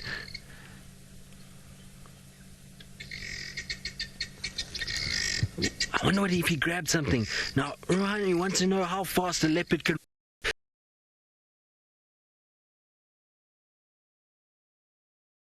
What's he... I think he's grabbed something. You see, he's got his head down. Under his paws he's grabbed something, but it looks like maybe something like a squirrel or a little mouse or something like that is what he's going after.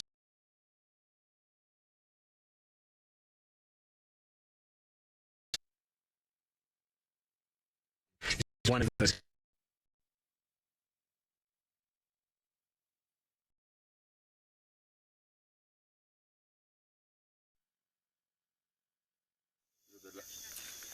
Oh, hello everybody.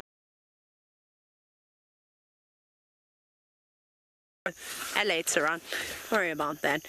Tristan obviously went into an area where maybe this is not the greatest signal, but he'll be back, don't worry. You'll see Hosanna again, and you'll see Tristan and Liam. Now, our lions are down here. I'm giving them a little bit of space. Don't put the spotlight on them at all. You can just see them moving. They're very far away from us now, and the light doesn't reach all the way there. I don't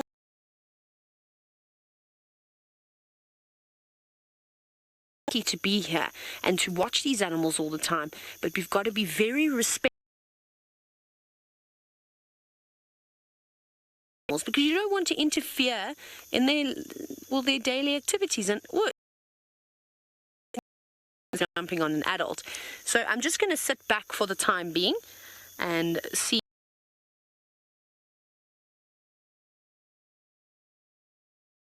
Lioness is off, maybe they had a plan and then I ruined it. So it's always good just to sit a little bit further away. Sometimes we're lucky and you can get really close to them. And they're quite happy to just come and walk right past the car too. But when you do go on a safari, for those of you that maybe have been on one already or haven't,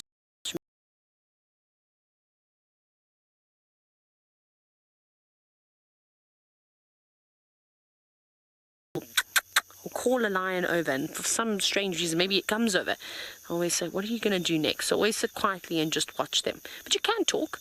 I suppose you can whisper. Can't be too loud.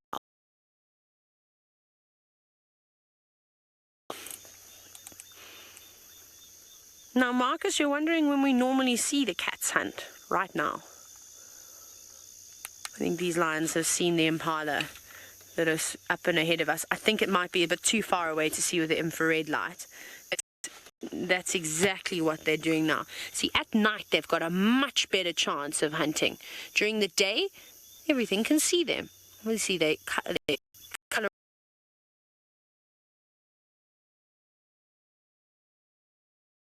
They can walk upright and not worry about stalking too much, especially on a night like tonight. It's very dark.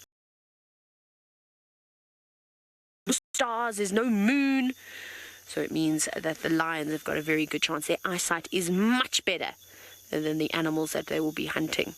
They are, we would call, and then we would call the lions and the aardvark and the honey badgers and other animals that I mentioned to you earlier, we'd call them nocturnal. So I don't want to put the spotlight on them. Sorry, I'm just scanning around to see what's about. What's near and around us. Okay, so they've all moved up. Yeah, we're going to have to just hold our spot here. It's not great, but it's just one of those things. Unfortunately, I cannot interfere with the lion's hunt, and by us driving too close, we're probably going to ruin their hunt. So, what we'll do, throwing another insect away, we are going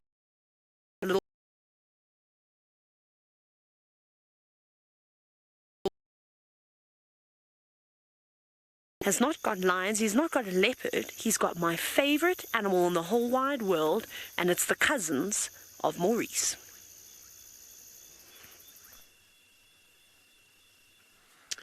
Welcome back, and as you can see, we found Taylor's favorite, the elephants. And I know Taylor was saying how the lions can be nocturnal, how they mainly move at night. Elephants,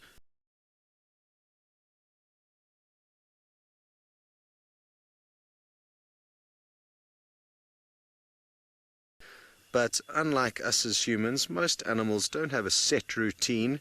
They just have kind of rough guidelines that they kind of stick to regarding their movements, because they don't have the joy of being able to pop to a supermarket for their next meal.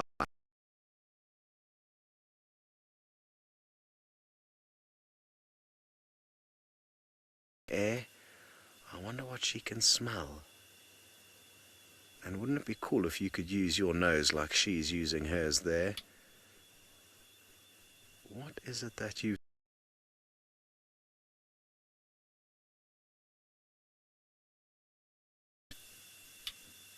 It's kind of... Maybe it's us? Ferg, did you have a shower this morning? Well, it's not because Ferg is smelly. He had a shower this morning. I think I had one too. I wonder what it is that she can smell. And even though they are very big, she's got a youngster there, and they are cautious of lions. They don't like them, even though it's uncommon for lions to hunt elephants. Elephants still need to be a little bit cautious. So maybe it was that. Maybe she was being cautious. Maybe she could smell some food.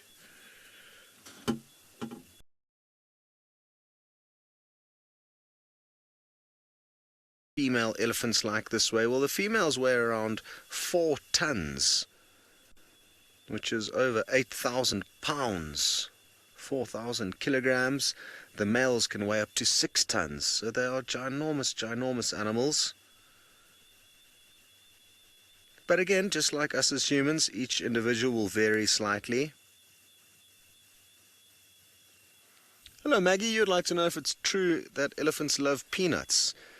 Yes, I'm sure elephants that are in captivity do like peanuts. I have heard that they do, and I could imagine them chomping them down. But the animals out here don't get fed by us, and there's no peanuts growing, so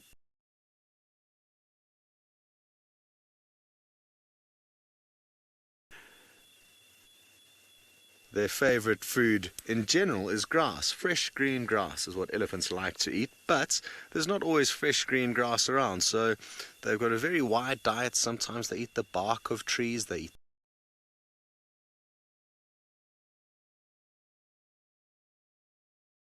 so they've got a very varied diet. Oh, there's a bat. Oh, was that a bat? No, that is a moth. It's flying too slowly for a bat. Well done though, Ferg. Great camera work. Wonderful. As you can see, there's quite a few bugs flying around, and that's typical for this time of the year because we've been getting quite a bit of rain, and usually the bugs prefer the rainier months of the year, as will these elephants, with lots more fresh, tasty food to feed on.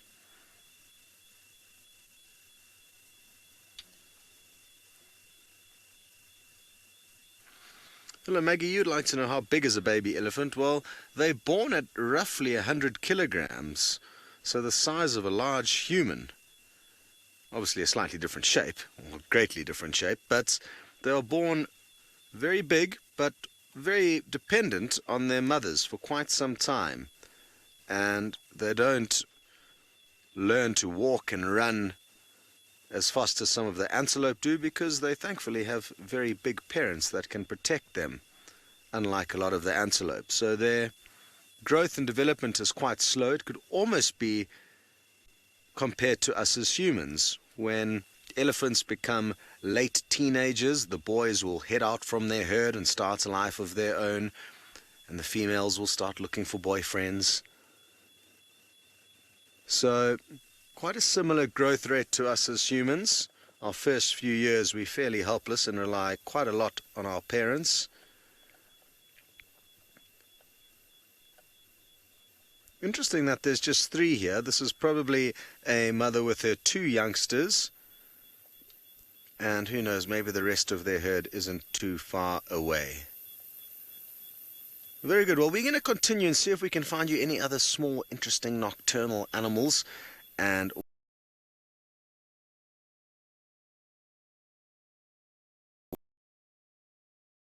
Tristan.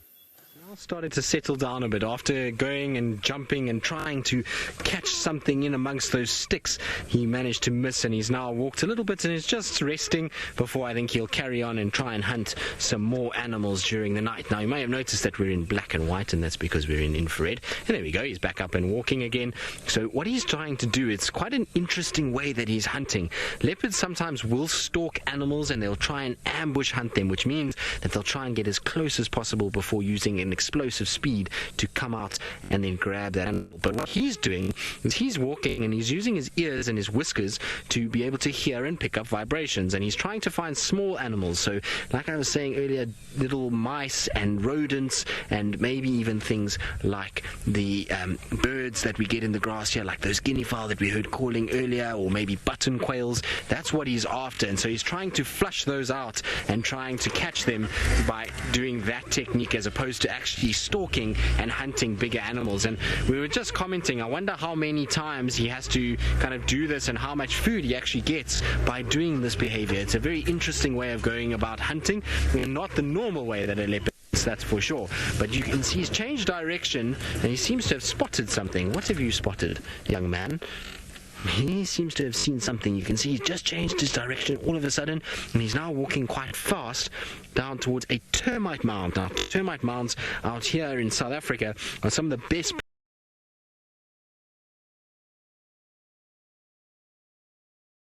You see he's going now.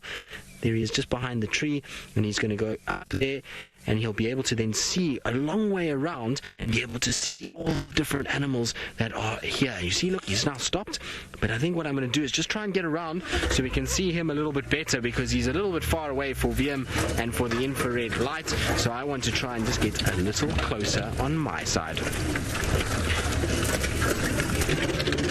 Let's see, now we are going through the bush, so I've got to be a bit careful to watch where I'm going so that we don't go down a big hole, because sometimes there's holes in the ground that is made by elephants and an animal called an aardvark and pangolins, and these are all animals that will dig into the earth's surface, and they can be a bit difficult if you want to try and drive around here. Maggie, you're asking if a baby leopard will hunt for food. So we're going to stop here for now, because I don't want to get too far in front of him, because I know there's some impalas that are further down. But baby leopards, no, they don't hunt for food until they reach about, I would say, a year old is when they're really starting to hunt a lot. Before that, they wait for their mom to find food for them. So their mom will catch food and then come and call them. You might find from about 5-6 months that they start catching little lizards and chasing squirrels, and they might kill one or two, but they're not feeding themselves properly. They rely on their mom, and they need their moms in order to be able to find food. So VM, coming. Why our leopard maybe went onto a termite mound, because there's a hyena that's here as well. Look, there comes the hyena stalking in, looking around to see what's going on, and our male leopard is going to lie on top of his mound and watch that hyena coming past. And this hyena, the reason why it's here is it's probably heard the impalas shouting, and it knows when impalas shout that could mean that there's a food that it can steal from a leopard. Amit, you're asking what animal eats a leopard. Well, that's one that we just saw now. Hyenas are animals that will go after leopards and will try and kill them, particularly when leopards are young. But then you'll also find their biggest predator when they get older, and the size of this male will be something like a lion. So lions are very dangerous for leopards, but the hyenas, when they're babies and when they're cubs, will also go after leopard cubs and go after them. But look at how this male is watching. Isn't that beautiful? You see how he's looking at that hyena. He's focused because he knows the hyena can be dangerous to him, and so he's watching to make sure once the hyena goes that he can then go away, and also to keep the hyena in view so that if the hyena comes, doesn't catch him unawares or catch him by surprise and then able to chase him. You see how he's watching? The hyena is slowly but surely kind of circling in and getting closer and closer, and hyenas have very good eyesight and sense of hearing. And that's why that hyena is able to work out where this leopard is, and it's looking around. It's trying to see, did a leopard catch a food item? You see it's looking in some of the trees. It's just checking to see that there isn't something here that it can steal from our leopard male. But obviously we know that our leopard male doesn't have any food, but he's still watching from the top of his perch just to make sure that the hyena doesn't get anywhere near him. How exciting is this?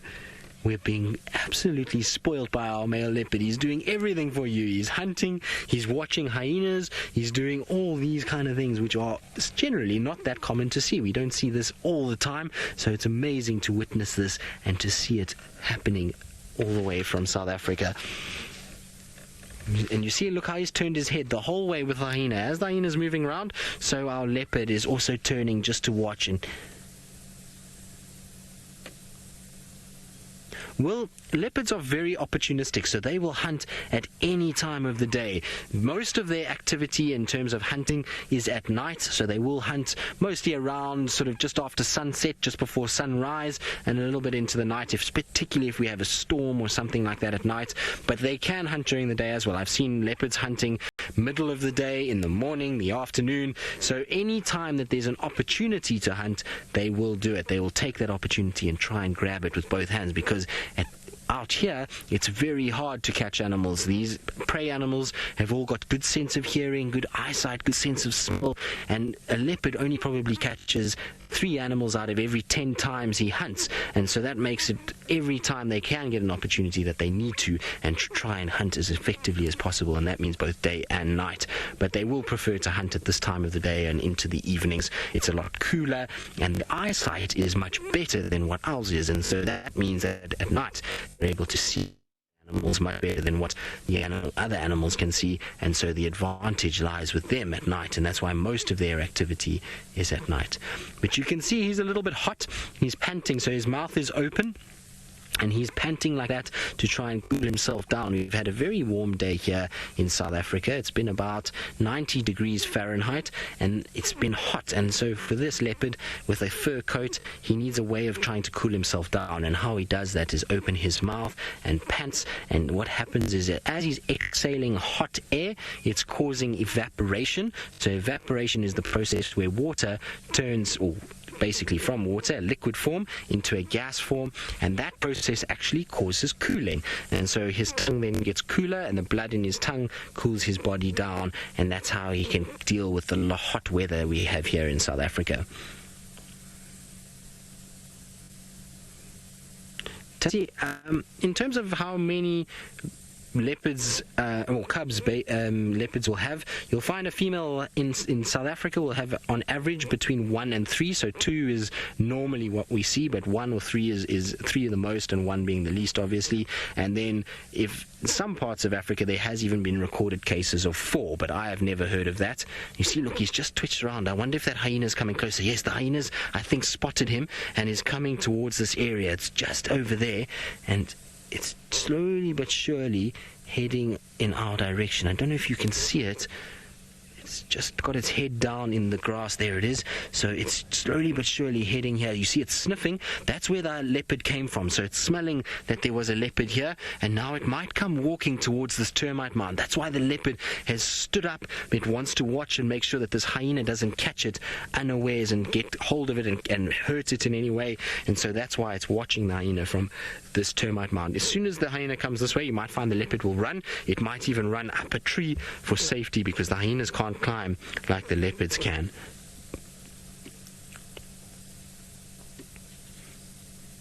The leopards, as we were saying earlier, will run at about 30 miles an hour. So that's about as fast as a leopard can go, maybe a little bit less, 28 to 30 miles an hour. So it's not the fastest animal out here. The cheetah is much faster. Even lions are faster than them. But how a leopard catches its food is not by speed. It catches it by camouflage or ambush, and so it will sit in areas like this, and it blends really, really well, and then the animal walks really close to that leopard, and it's got a lot of power to explode out and a lot of speed off the starting block, so to speak. But once they've started getting into their stride, look, he's actually stalking the hyena itself. He's gone round to watch that hyena, and you can just see the tip of his tail hanging up over the top there. So I'm going to go round a little bit, because I don't want to miss the action if the hyena spots the leopard and goes a little bit closer. Now I need to be a bit careful, because there's lots of stumps here, and I don't want to damage our car. The hyena is actually running off now, so I don't know if our leopard chased our hyena, but I think the leopard's still on top. Yes, the leopard's still here, so I don't know why the hyena ran away. Maybe something kind of caught its eye and it went running that way. Maybe it's heard another alarm call. You can see our leopard is still sitting here and is still watching, and is probably just as curious as to why the hyena ran away. You see, it's watching. The hyena ran that distance, or that direction, so our leopard is still very alert and is watching as much as possible, just so that it can see what's happening. Maybe there's a chance even for the leopard to sometimes scavenge from hyenas. Even though hyenas scavenge a lot more from leopards than what leopards will from hyenas, there is sometimes a chance. And you see, he's trotting after the hyenas now. He's going to go and investigate and see what's going on, and back the same way we've just come. Interesting behavior. Now, normally you wouldn't see this from a leopard. Normally a leopard would try and go away, but this is a young male, and he's quite brazen, and so he's been trying to steal food from a number of females, and maybe he thinks that this hyena has spotted some food, and he's going to go and investigate himself in case there's an opportunity that he can steal from another leopard himself. All very complicated, but it works out here, and these animals are able to figure it out, and it's how he's able to get food without having to use too much energy. But he's slowly disappearing, and so I'm going to try and keep up with him in this long grass and these thick areas. I've got to be, like I say, careful. There's lots of stumps and thorn trees and other things that can burst my tires, so I have to just be a little bit aware of where I'm driving and check and take it a little bit slower. Now, I'll try and keep an eye on the male leopard. It's getting dark here, as you can see by me having lights on, so I'm going to try and get us one last view, because unfortunately we're getting to that time of the day where we're getting to the end of our safari. So let's try and just catch up with our leopard one last time. There he is. He's still in front of me and he's still trotting. I wonder why he's now starting to trot. I think maybe he's heard something as well and is moving in this direction. I wonder if there's not something else going on.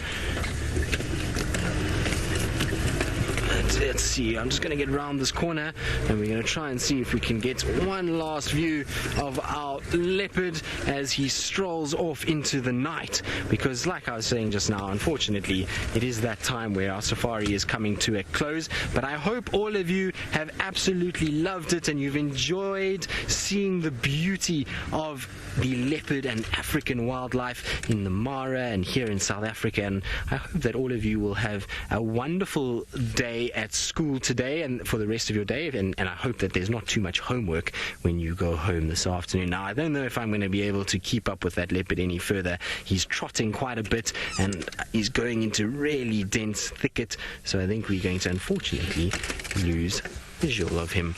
But it's been an absolute pleasure, like I say, and so from Taylor, myself and Scott, I hope you have a wonderful day and we'll see you on the Sunrise Safari for our regular viewers.